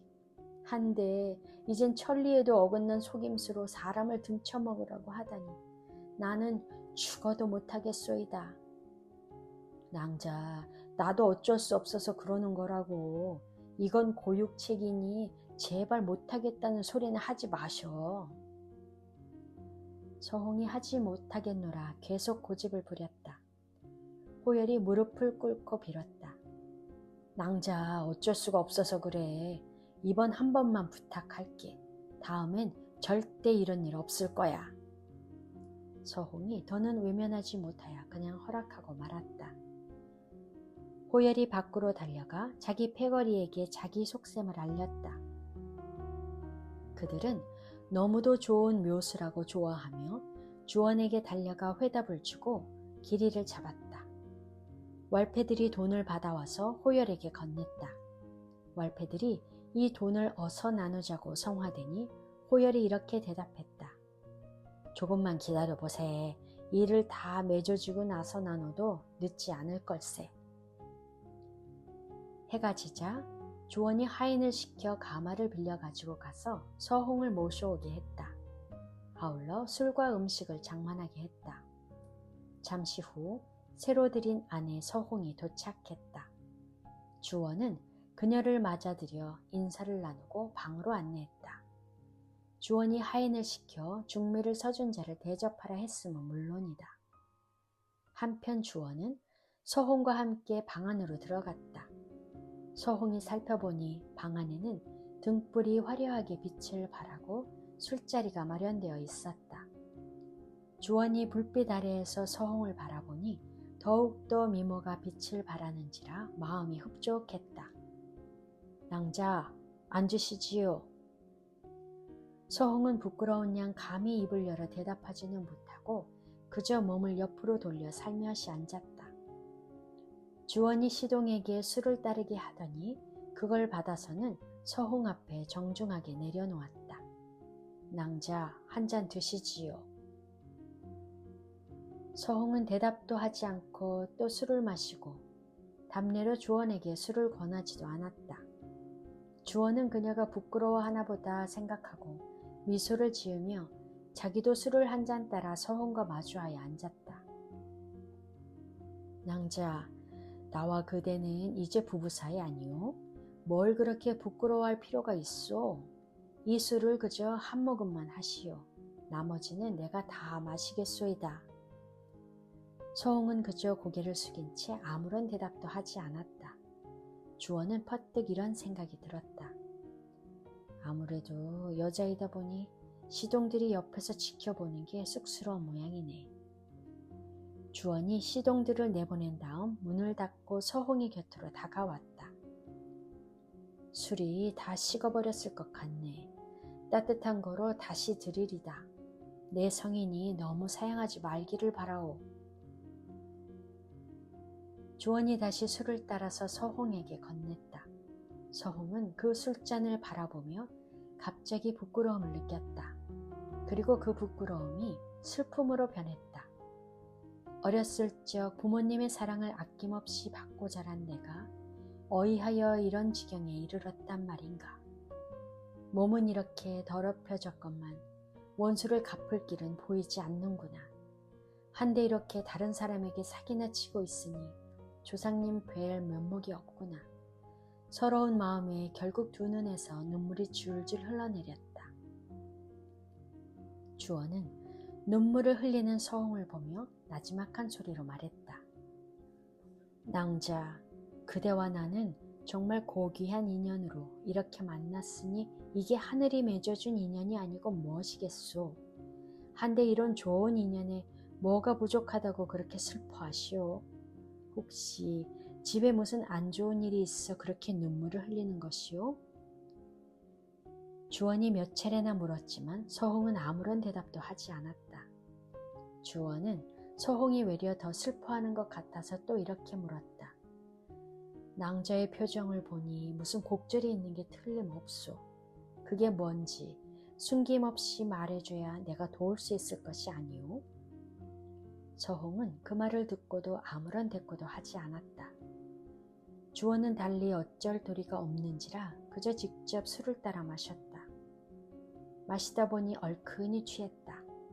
밖에선 벌써 밤이 깊어 인정을 알리는 북소리가 들려왔다. 주원이 서홍에게 말했다. 밤이 깊었소이다. 어서 좀 쉬도록 하시오. 서홍은 전혀 신경 쓰지 않았다. 주원은 너무 퇴근하기도 그러하여 책상에서 아무 책이나 꺼내와서 서홍 곁에 앉아 읽었다. 서홍은 주원이 자기를 성심성의껏 달래는 걸 정작 자신이 모른 척 했음에도 주원이 전혀 화를 내거나 싫은 내색을 하지 않는 걸 보고 이런 생각이 들었다. 그래도 이 선비님은 마음가짐이 바른 분인 것 같구나. 내가 처음부터 이런 분을 만났더라면 진즉에 원수를 갚았을 텐데. 서홍이 다시 생각에 잠겼다. 이 호열이란 작자는 입에 발린 말만 할 줄 아니 내가 이 작자 곁에 붙어 있으면 언제 부모님 원수를 갚을지 전혀 알 수 없는 노릇이라. 이 작자가 분명 이 선비님의 돈을 받았으니까 나를 여기로 보냈겠지. 그래, 나도 상황에 맞춰 꾀를 내보자. 이 선비님에게 나를 맡기면 원수를 갚을 길이 생길지도 모르지. 서홍은 아직 결론을 내리지 못하고 이리저리 고민을 했다. 주원이 또 말했다. 낭자, 어서 편히 주무시오. 서홍이 일부러 대답하지 않았다. 주원은 여전히 곁에서 책을 보고 있었다. 자정을 알리는 북소리가 들려왔다가 사라졌다. 서홍은 마음을 굳혔다. 주원이 다시 한번 어서 눈을 붙이라 권하자 그제야 서홍이 입을 열었다. 제가 이제야 나리의 아내가 된 것 같습니다. 주원이 웃으며 말했다. 그럼 언제는 다른 사람의 아내였단 말이오? 나리께서 저의 속사정을 어찌 아시리까? 전 본디 호열의 첩으로 그를 따라 이렇게 북경을 떠도는 신세. 호열이 왈패들과 짜고서 나리의 돈을 뜯어내고자 하는 것입니다. 조금 있으면 그들이 들이닥쳐 저를 데리고 가고 남의 아내를 뺏어갔다면 나리를 고소할 것입니다. 나리께서는 자기 앞길을 망치기 싫어서라도 조용히 넘어갈 거라 생각한 거지요. 주원이 그 말을 듣고 깜짝 놀라며 물었다. 아니 어째 그런 흉악한 일이.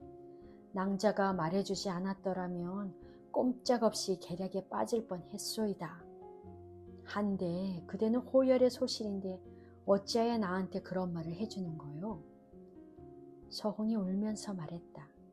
제가 불구대천의 원수가 있으나 그 원수를 갚지 못했습니다. 나리가 덕이 넘치시는 분이라 저를 위해 원수를 갚아주실 거라 믿고 이렇게 제 몸을 맡기고자 합니다. 낭자에게 어떤 억울한 곡절이 있는지 자세하게 설명해 주시오. 내가 모든 힘을 다해 낭자를 돕겠소이다. 서홍이 울면서 자신이 겪은 일을 세세하게 설명했다. 서홍의 이야기를 들으면서 주원은 자기도 모르게 슬픔에 겨워 눈물을 흘렸다. 이야기를 나누다 보니 벌써 3경을 넘어 4경. 서홍이 말했다. 그놈들이 미구에 들이닥칠 것입니다. 나리. 어서 피하십시오. 안 그러시면 곤욕을 치르시게 됩니다. 너무 걱정하지 마시오. 나랑 같이 과거를 치른 동료들의 숙소가 여기서 멀지 않소이다. 거기엔 숨을 만한 곳이 있으니 일단 거기 가서 하룻밤 지내고 내일 다시 우리 숙소를 정하여 이사 들어가면 될 거요. 주원이 문을 열고 살며시 하인을 불렀다. 하인이 등불을 들고 안내하여 주원의 과거 동기생들의 숙소를 찾아가 문을 두드렸다. 동료들은 주원이 이 야심한 밤에 그것도 내력을 알 수 없는 여인을 데리고 들이닥치니 너무도 의아해했다. 주원이 사정을 자세히 설명하니 동료들은 밖으로 비켜주고 주원이 안에서 잠잘 수 있게 해주었다. 아울러 하인들을 보내어 주원의 숙소에 있던 짐을 모두 옮겨오게 했다. 주원의 숙소엔 아무것도 남아있지 않았으면 물론이다.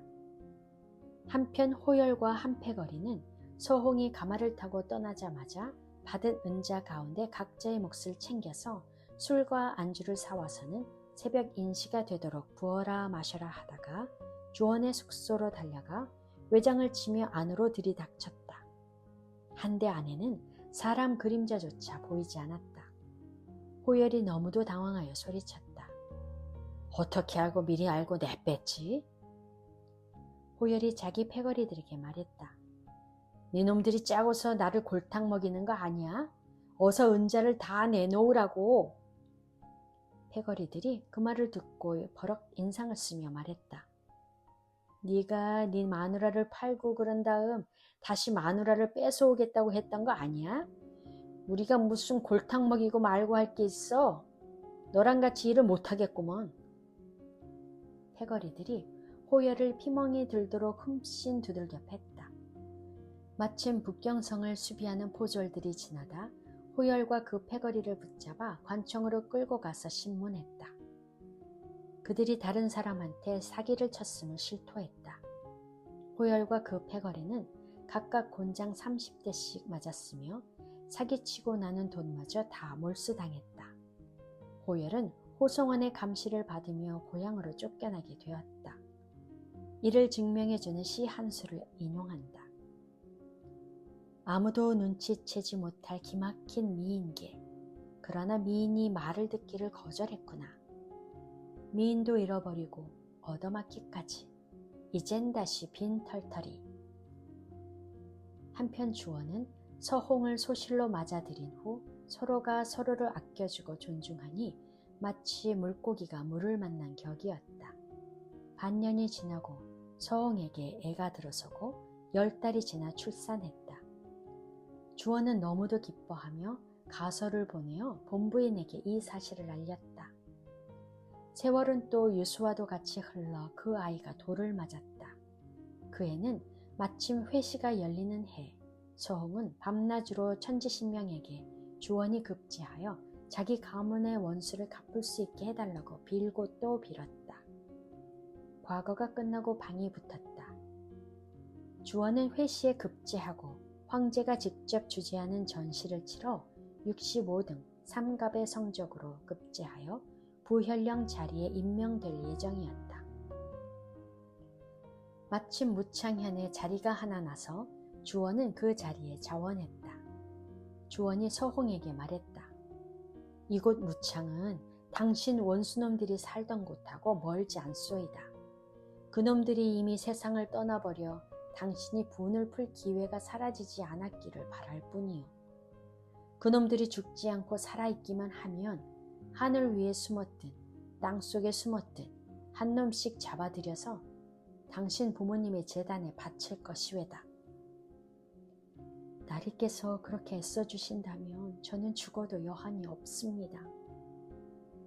주원은 하인들에게 고향으로 가서 가수월들을 모시고 양주로 와 자기와 같이 임지로 갈 수 있게 기다리라 했다. 본인은 북경에서 2부의 임명장을 기다렸다. 며칠 후 임명장을 받고서 북경을 출발했다. 대저 강남 지역의 지방관으로 나가는 사람들은 임청 장가만에서 배를 빌려서 물길을 따라 임지를 향해 출발하여 가는 길에 고향에 들르거나 아니면 바로 임지로 가거나 편한 대로 했다. 물길을 따라 내려가는 길이라 힘들지도 않고 빠르기도 했다. 가솔이랑 함께 움직이면서 관에서 내주는 짐꾼도 없는 처지라면 뭇길이 더욱 힘들 것이었다. 쌀을 싣고 북경에 온 배가 쌀을 부리고 나서 그냥 빈 채로 돌아가느니 사람이라도 태우고 가면서 품삯이라도 버는 게 나을 것이라. 옛 규정에 따르면 이런 신참 관리들의 식소를 선창에 태우고 짐을 싣고 가면 통행세도 면제받을 수 있었다. 한편 주원은 서홍과 함께 임청에 도착하여 타고 갈 배를 찾았으나 썩 마음에 드는 게 없었다. 마침내 한 척 마음에 드는 걸 찾았다. 선장이 자기 이름을 적은 쪽지를 주원에게 건네고 고개 숙여 절했다. 주원의 하인이 짐을 배에 옮겨 싣고 주원과 서홍을 모셨다. 부적을 태우고 나서 선장이 뱃사람들에게 배를 띄우라 소리쳤다. 서홍이 선창에 앉아 선장의 말을 들어보니 회한 말투, 자신의 원수 진소사의 말투와 똑같았다. 서홍이 주원에게 선장의 이름이 뭐라 되어 있냐고 물어보니 주원이 이름 쪽지를 펼쳐보았다. 그 쪽지에는 선장 오금이라 적혀 있었다. 성도 이름도 달랐다. 상관없는 사람처럼 보였다. 그렇지만 들으면 들을수록 영락없는 진소사였다. 너무도 의심되어 도저히 의심을 거둘 수가 없었다. 서홍은 주원에게 다른 핑계를 대고 선장을 선창 쪽으로 한번 가까이 불러달라고 부탁했다. 서홍이 몰래 살펴보니 생김새도 역시 진소사와 똑 닮았다. 그저 이름만 달랐을 따름이었다. 너무도 이상했다. 선장놈에게 뭐라도 물어보고 싶었으나 마땅한 빌미가 떠오르지 않았다. 마침 이날 주원의 스승이 탄 배가 이곳에 이르렀다. 주원이 잠시 배를 멈추라 하고 스승을 뵈러 갔다. 이 틈에 선장의 안식구가 차를 준비하여 선창으로 들어와 서홍에게 인사를 건넸다. 서홍이 그 여인을 바라보았다. 천하일색은 아니나 그래도 그 나름의 멋은 있구나. 서홍이 조심스럽게 그 여인에게 물었다. 올해 몇 살이시오? 29입니다. 어디 사람이시오? 지양 사람입니다. 남편은 지양 사람 같지 않아 보입디다. 그 사람은 제 새남편이올시다. 전 남편하고는 언제 사별하였소이까? 저와 제 남편이 양곡을 운반하여 여기까지 왔다가 전 남편이 갑자기 병이 들어 세상을 떠나고 말았습니다. 지금 남편은 무창 사람으로 배에서 일손을 돕다가 제 전 남편 장사 지내는 걸 도와주었습니다. 저 역시 달리 의지할 데가 없어 그저 그 사람에게 기대게 되었지요. 하여 그 사람이 전 남편의 이름을 달고 이번 양곡 운반을 마무리하게 되었습지요. 서홍은 그 말을 가슴에 깊이 담아두고 몰래 고개를 끄덕였다. 서홍은 그녀에게 향내가 나는 비단 손수건을 선물로 주었다. 그녀는 거듭거듭 고마워하며 선창으로 나갔다.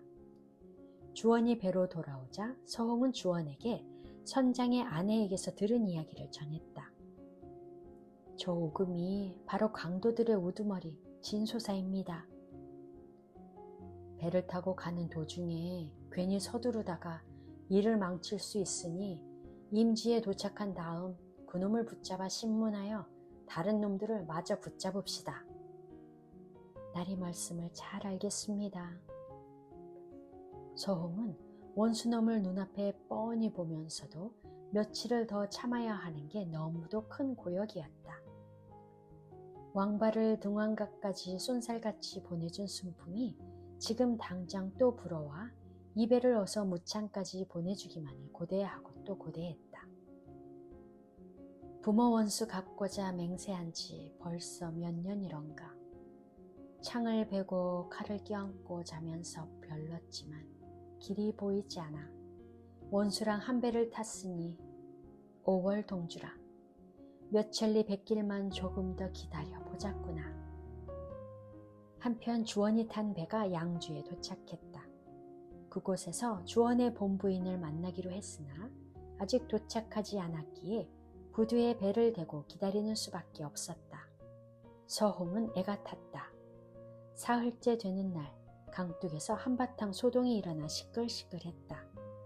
주원이 하인을 보내어 알아보게 하니 강둑에서 선장이 남정네 둘과 한판 붙었다고 했다. 강둑에서는 계속 네가 뭘 잘했다는 거야? 라는 소리가 계속 들려왔다. 주원은 소실 서홍이 그동안 답답해하는 것을 풀어줄 수 없어 안타까웠는지라 무창현 부현령으로 임명받은 이참에 저 선장놈을 붙잡아 곤장을 치는 거로 부현령 일을 개시하고자 마음먹었다. 주원이 즉시 호령했다. 저놈들을 모두 붙잡아 오너라. 본디 이 뱃사람들은 선장한테 겉으로야 말은 못했어도 속으로는 불만이 많았는데 그게 다 이유가 있었다. 진소사가 서홍의 목을 조르고 배를 버리고 도망간 다음에 어디 발 붙일 데가 없어서 이리저리 떠돌다가 지안까지 흘러들어갔다. 그때 우연히 오금을 만났고 양곡을 운반하는데 일손이 부족했던 오금은 진소사를 자기 배에 태웠다. 한데 오금의 아내가 남자 후리는 재주가 있고 그걸 진소사가 싫어할 리가 없어 결국 두 사람은 눈이 맞았다. 두 사람은 착 달라붙어 떨어질 줄을 모를 정도가 되었으니 이제 오금이 눈에 가시였다. 배가 황하를 지날 무렵 오금이 오한에 걸려 들어 눕자 진소사는 온갖 정성을 다하여 보살피는 채 하더니 속으로는 독약을 준비했겠다. 그 독약은 아비여미도 몰라보는 무자비한 것이라 단 한 번 먹이니 결국 오금은 황천길로 가고 말았다. 부인은 원래 오금이 지니고 있던 은자를 몰래 진소사에게 주고 그걸 다시 건네받으며 진소사에게 돈을 빌려 죽은 남편을 장사 지내는 거라고 여스레를 떨었다. 두 번째 일주일이 지나고 진소사에게 빌린 돈을 갚을 길이 없어 그에게 몸을 맡긴다고 핑계를 대며 부인은 진소사에게 시집갔다. 비록 술과 음식을 장만하여 대접하고 그 나름대로 입막음을 한다고 했으나 그들이 속으로 진소사 부부를 곱지 않게 보았으니야 굳이 말할 필요도 없었을 것이다. 이런 이유로 그들은 겉으로야 선장 말을 듣는 척했지만 속으로는 전혀 따르지 않았다. 하인들은 주원의 호령을 듣자마자 득달같이 강뚜기로 달려가 세 사람을 붙잡아 배로 데려와 돛대 옆에 무릎을 꿇렸다. 주원이 물었다. 무슨 일로 이렇게 싸우느냐? 선장이 아뢰었다. 저 둘은 소인 밑에서 일하던 뱃사람인데 소인의 돈을 훔쳐 도망쳐 2, 3년 동안이나 종적을 감추고 있었습니다. 오늘 이렇게 하늘도 무심치 않아 이놈들을 만났습니다. 소인이 이놈들에게 돈을 돌려달라고 했더니 이놈들 둘이 힘을 합하여 저를 때리려 달려들었습니다. 제발 나리께서 소인의 억울함을 풀어주시옵소서. 주원이 그 뱃사람 둘에게 물었다. 내 두 놈은 할 말 없느냐? 뱃사람 둘이 대답했다. 결코 그런 일은 없었습니다요. 저놈이 새빨간 거짓말을 하고 있습니다. 아무리 그래도 그렇지 아무 일도 없었는데 갑자기 싸움을 시작했다는 말이냐? 그게 다 사연이 있습니다. 저희는 본디 저놈하고 같이 돈을 대고 배를 몰았습니다. 한데 저놈이 여인네한테 정신이 팔려버렸습니다. 저희는 저놈 때문에 일이 망가질까봐 저희들이 낸 몫을 찾아서 각자 갈 길을 간 것입니다. 저놈의 돈은 한 푼도 건드리지 않았습니다. 그래, 니놈들의 이름은 뭐냐? 뱃사람 둘이 머뭇거리며 입을 열지 않고 있는데 진소사가 나서서 대답했다. 이놈은 쇠소단지 심가라고 하고 저놈은 땅딸보 진가라고 합니다. 주원이 신문을 계속하려는데 등 뒤에서 누군가 옷을 잡아 끄는 듯한 느낌을 받았다. 뒤돌아보니 계집종이었다. 계집종이 다른 사람이 듣지 못하게 나지막한 목소리로 말을 전했다. 작은 마님께서 나리께 드릴 말씀이 있다고 하십니다. 주원이 뒷선창으로 가보았다. 서홍이 두 줄기 눈물을 흘리고 있다가 주원을 보더니 옷자락을 부여잡고 낮은 목소리로 말했다. 저 두 놈의 이름을 들어보니 저 강도놈과 함께 제 식구를 죽인 그 패거리가 틀림없습니다. 절대 그냥 풀어주시면 안 됩니다. 알겠소이다. 기왕에 이렇게 되었으니 굳이 무창에 도착할 때까지 기다릴 필요가 없겠소. 주원은 즉시 자기 이름을 적은 서철을 준비하고 가마를 대기시킨 다음 이장을 불러 세 놈을 포박하게 했다. 자기는 가마를 타고 양주로 가서 태수를 만나 이 사건을 알렸다. 태수가 자세한 내용을 물어보고 나서 강도놈 셋을 감옥에 가두라 하더니 다음날 직접 신문한다 했다. 주원이 배에 돌아오니 진소사가 강도라는 걸 알게 된 뱃사람들이 진소사가 오금을 독살한 정황을 주원에게 자세하게 아뢰었다. 주원이 오금 독살건을 바로 문서로 작성하여 태수에게 보내고 아울러 나머지 무리도 붙잡아 달라고 부탁했다. 주원의 문서를 본 태수는 황급히 포조를 보내어 오금의 부인을 잡아오게 하여 진소사 패거리와 함께 신문하려 했다. 양주에 이 소문이 자자하게 퍼졌다. 강도와 간음이 뒤엉켜 있는 이 사건을 두고 사람들이 너무도 흥미를 느끼어 구경하러 오지 않는 자가 없을 정도였다. 신문하는 날 양주부 청사가 왁자지껄 발 디딜 틈이 없을 정도였다. 좋은 일은 대문 밖으로 잘 나가지 않으나 나쁜 소문은 온 나라를 떠돌아다니지. 한편 양주 태수가 현청마루에 앉아 강도 셋과 부인을 대령하라 하니 포졸들이 그들을 모두 계단 아래 데려와 무릎을 꿇렸다. 진소사는 부인까지 붙잡혀 온 걸 보더니 깜짝 놀라며 아니 싸움 좀 한 거 가지고 안식구까지 붙잡아 온단 말인가? 하며 속으로 구시렁댔다. 그러다 진소사는 태수가 자기를 오금이라 부르지 않고 본명인 진소사라 부르자 깜짝 놀랐다. 쉽사리 빠져나갈 상황이 아니었다. 진소사는 태수가 자기 본명을 부르는 것을 듣고도 모른 척하고 대답하지 않았다. 그러나 태수가 다시 한번 자기 본명을 부르자 어쩔 수 없이 대답했다. 그런 모습을 보고 태수가 코웃음을 치면서 한마디 했다. 이놈, 3년 전 유격장군 채무의 일을 기억하고 있겠지? 하늘이 무심치 않아서 너 같은 놈을 그냥 두지 않고 잡아들일 수 있었도다. 그래, 무슨 할 말이라도 있느냐? 그 강도 셋은 꿀먹은 벙어리처럼 아무 말도 못하고 서로 얼굴만 쳐다볼 뿐이었다. 태수가 다시 물었다. 그때 너희들과 함께 일을 저지른 곰보 이가, 꾀보 백가, 망나니 하가, 언챙이 능가, 알랑방기 여가는 지금 다 어디에 있느냐? 진소사가 대답했다. 소인이 비록 그때 저놈들과 함께 하기는 했으나 재물을 단 하나도 받지 못했고 저놈들이 모두 다 가져갔습니다. 저 두 놈에게 물어보시면 아실 것입니다. 쇠솥단지 심가하고 땅딸보 진가가 말했다. 저희가 비록 재물을 좀 차지했을지는 모르지만 저 진소사 놈처럼 남의 집 여인을 억지로 범하진 않았습니다.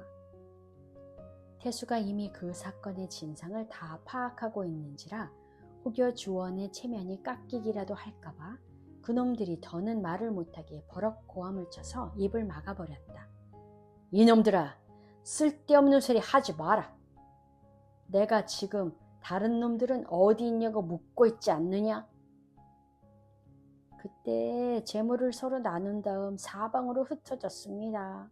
듣자니 곰보이가 꾀보 백가는 산소 출신 상인들을 따라다니면서 양털 장사를 한다고 하고 망나니 하가, 언챙이 능가, 알랑방기 여가 이렇게 셋은 황주로 도망가서 배를 몰면서 돈을 번다고 합니다요. 저희들도 직접 만나보지는 못했습니다. 태수가 진소사의 아내를 불러내어 물었다. 네가 진소사와 간통하여 전 남편을 독살하고 진소사와 부부가 되었겠다. 뭐 더 할 말이라도 있느냐? 진소사의 아내가 변명이라도 어떻게 해보려는데 뱃사람들이 태수에게 그동안 일이 여차여차 했노라 상세히 말씀드리니 더는 어쩔 도리가 없었다. 태수가 대로하여 포졸들에게 어서 형틀을 준비하여 남녀를 불문하고 곤장 40대씩을 치라고 했다. 그들은 곤장을 맞아 살이 문드러지고 피가 낭자해졌다. 태수는 바로 그자들이 자백한 것을 문서로 꾸몄다. 그 강도 셋에게는 참형이 내려졌고 진소사의 아내에게는 능지처 참형이 내려졌다. 죄수 넷에겐 칼이 채워지고 모두 하옥되었다. 그런 다음 사방의 포졸을 보내어 꾀보 백가, 곰보 이가 등을 붙잡아 오게 했다.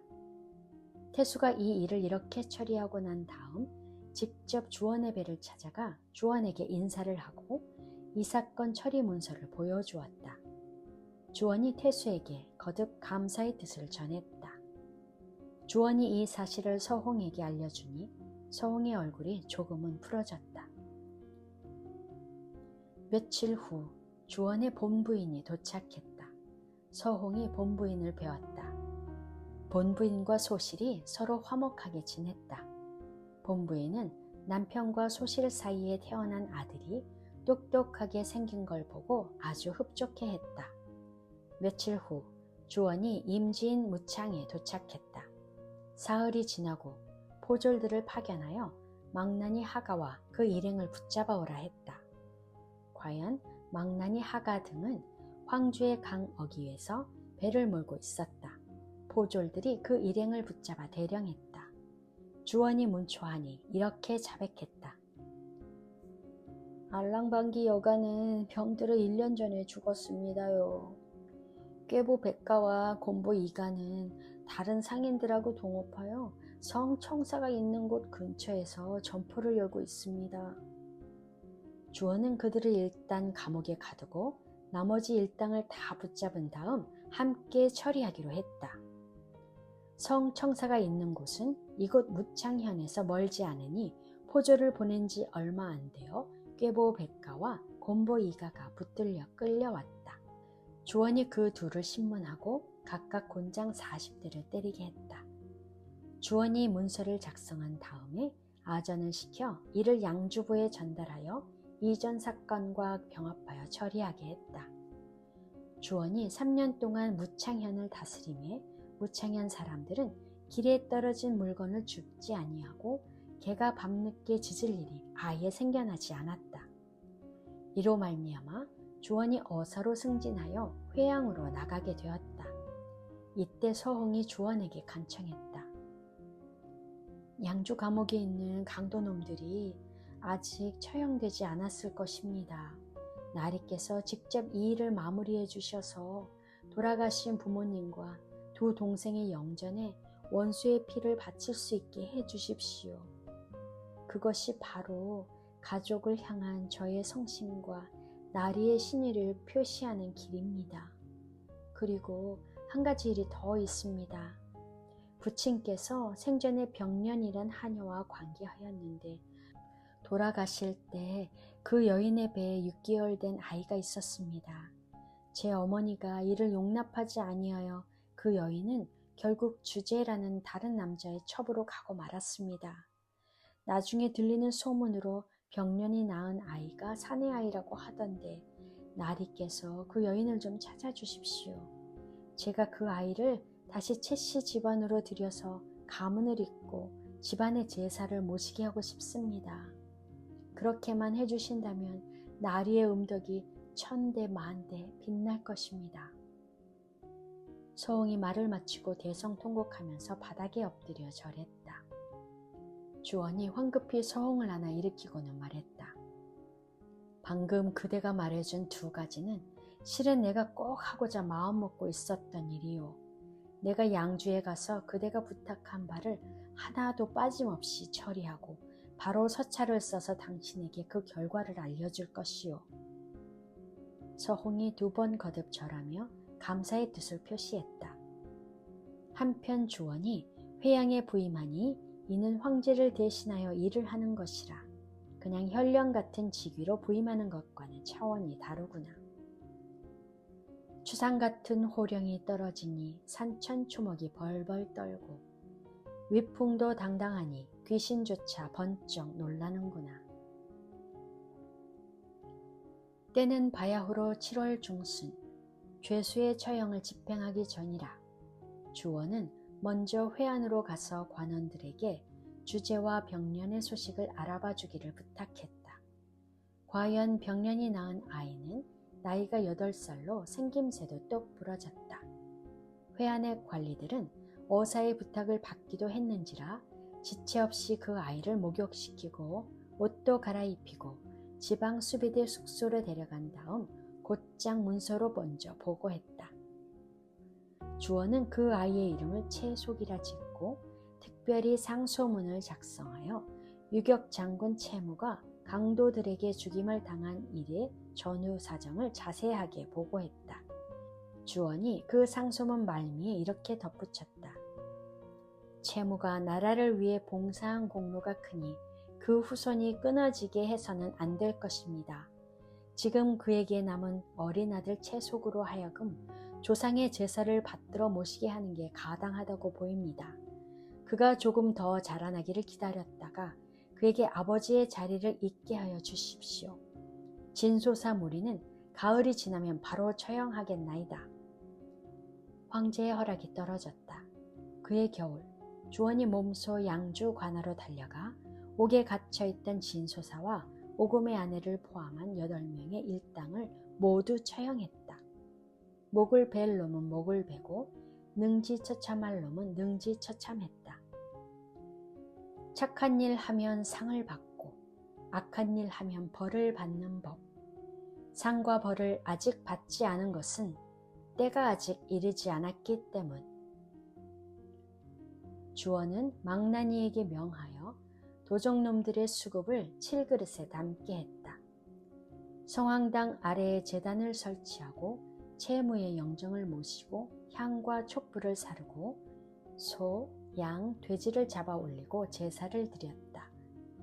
도적놈들의 머리를 한일자로 갈랐다. 주원이 직접 제문을 지어 제사를 집전했다. 아울러 근처의 절에서 스님들을 모셔와 연불도 하고 천도제를 지냈다. 아울러 채속을 위하여 집도 마련해주고 그 지역 관리들에게 잘 부탁한다고 인사치레도 했다. 채속한테는 생모 병령과 같이 살면서 해마다 생부 채무의 제사를 받들라 했다. 주제에게는 별도로 은자를 주고 다른 여자를 맞이하여 살게 해주었다. 모든 일을 다 마무리하고 서찰을 써서 일 잘하고 발빠른 아전편으로 집에 보냈다. 서홍은 주원의 서찰을 읽고서 돌아가신 아버지의 후사를 이을 수 있게 되었음과 도적들이 모두 처형되었고 그 머리를 갈라 제사 지냈음을 알게 되었다. 서홍은 두 손을 모아 천지신명에게 감사했다. 이날 밤 서홍은 목욕 재개하고서 옷을 갈아입고 남편 주원에게 보내는 서찰 하나를 작성했다. 그런 다음 본부인을 찾아가 인사를 올리고 다시 방으로 돌아와 방문을 걸어 잠그고 칼로 자기의 목을 찔러 자결했다. 천첩 서홍 서방님 앞에 100번 1000번 고개 숙여 인사를 올립니다. 저는 본디 무관 가문에서 태어났으며 어려서부터 규중의 법도를 익히며 자라났습니다. 남자는 의리를 최고의 덕목으로 치고 여자는 정절을 최고의 덕목으로 칩니다. 여자이고서 정절을 지키지 못하면 금수와 무엇이 다르겠습니까? 제 부친은 장수로서 경계를 게을리하시고 술을 즐겨 하셔서 마침내 도적을 만나 아내와 아들마저 잃게 되었습니다. 가슴이 무너지고 찢어져 울며 지낸 지가 이미 몇 년. 그러나 죽음의 길로 가지 않고 모욕을 참고 견뎠던 것은 저의 개인적인 염치 문제는 작은 일이나 제 집안의 원수를 갚는 일은 진정 큰 일이기 때문이었습니다. 전에 이릉 장군이 적에 항복했던 것도 한나라의 은혜를 갚을 기회를 찾기 위해서였습니다. 저는 비록 아녀자의 몸이나 제 의지는 이 장군을 본받고자 합니다. 제가 불행하게도 도적대를 만났으나 제가 당한 그 억울함을 풀 길이 없었습니다. 다행하게도 서방님을 만났고 서방님께서 저를 모진 풍파에서 건져주시고 저와 부부의 연을 맺어 보살펴 주셨습니다. 저와 부부의 연을 맺던 날에는 저를 위해 원수를 갚아주시겠노라 맹세해 주셨습니다.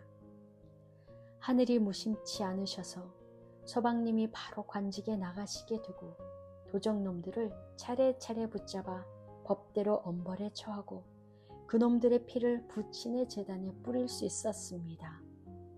더군다나 다 끊어진 줄 알았던 채씨 가문의 씨를 찾아서 대를 이어주셔서 돌아가신 부친께서 해마다 제사를 흠양할 수 있게 되었습니다. 이 쇠락해가는 가문에 보여주신 서방님의 은혜는 하늘처럼 높고 땅처럼 넓으니 그 은혜를 무엇에 비길 수 있겠습니까? 원수를 갚았으니 제 소원은 이미 이룬 것입니다. 정죄를 잃은 제가 구차히 더 살기를 바라는 것은 가문의 명예를 더럽히는 일이니 이제 제가 죽는 것이 지하에 계신 조상님들을 만날 면목이 서는 길입니다. 서방님과의 사이에 얻은 제 아들은 이미 6살, 큰어머님의 사랑을 받으면 별탈 없이 잘 자라날 것입니다. 제가 비록 이 세상을 떠나더라도 마치 제가 살아있는 양 여겨주시기를 바라나이다. 저와 서방님 사이의 인연이 여기까지라 직접 얼굴을 뵙고 작별 인사를 드리지 못하나이다. 그저 이렇게 글로나마 제 속마음을 전하는 것으로 작별 인사를 대신합니다. 주원의 본부인은 서홍이 목숨을 끊었다는 소식을 듣고 너무도 애통해하면서 정성을 다하여 장례를 치러주었다. 서홍의 서찰을 잘 봉하여 아전편에 주원에게 전달했다. 주원이 그 서찰을 받아 읽어보더니 너무 슬퍼 바닥에 엎드려 하염없이 울었다. 이 일로 알아누워 며칠을 고생했다. 혈령과 태수들이 문병을 왔다. 주원이 그 사연을 하소연하니 모두들 듣고서 눈물을 글썽이며 서홍의 절개와 효심을 극찬했다. 나중에 주원이 임기를 마치고 북경으로 돌아갔다. 승진을 거듭하여 삼변 총재에 올랐다. 서홍이 낳은 아들 주무는 소년급제하더니 생모 서홍이 겪었던 생사고락을 적어 상소하여 정려문을 세워주시기를 간청했다. 황제가 이를 허락하고 절개를 지키고 효도를 다한 것을 기리는 정려문을 세우게 했으니 그 정려문이 지금까지 전해온다. 이를 찬미하는 시 한 수를 인용하노라. 원수 갚는 일은 남자 소관인 줄만 알았더니 치마 입은 여자도 능히 이 일을 감당하는구나. 말만 많고 속 좁은 사람들, 일은 제대로 하지 못하고 공연히 한탄만 하는구나.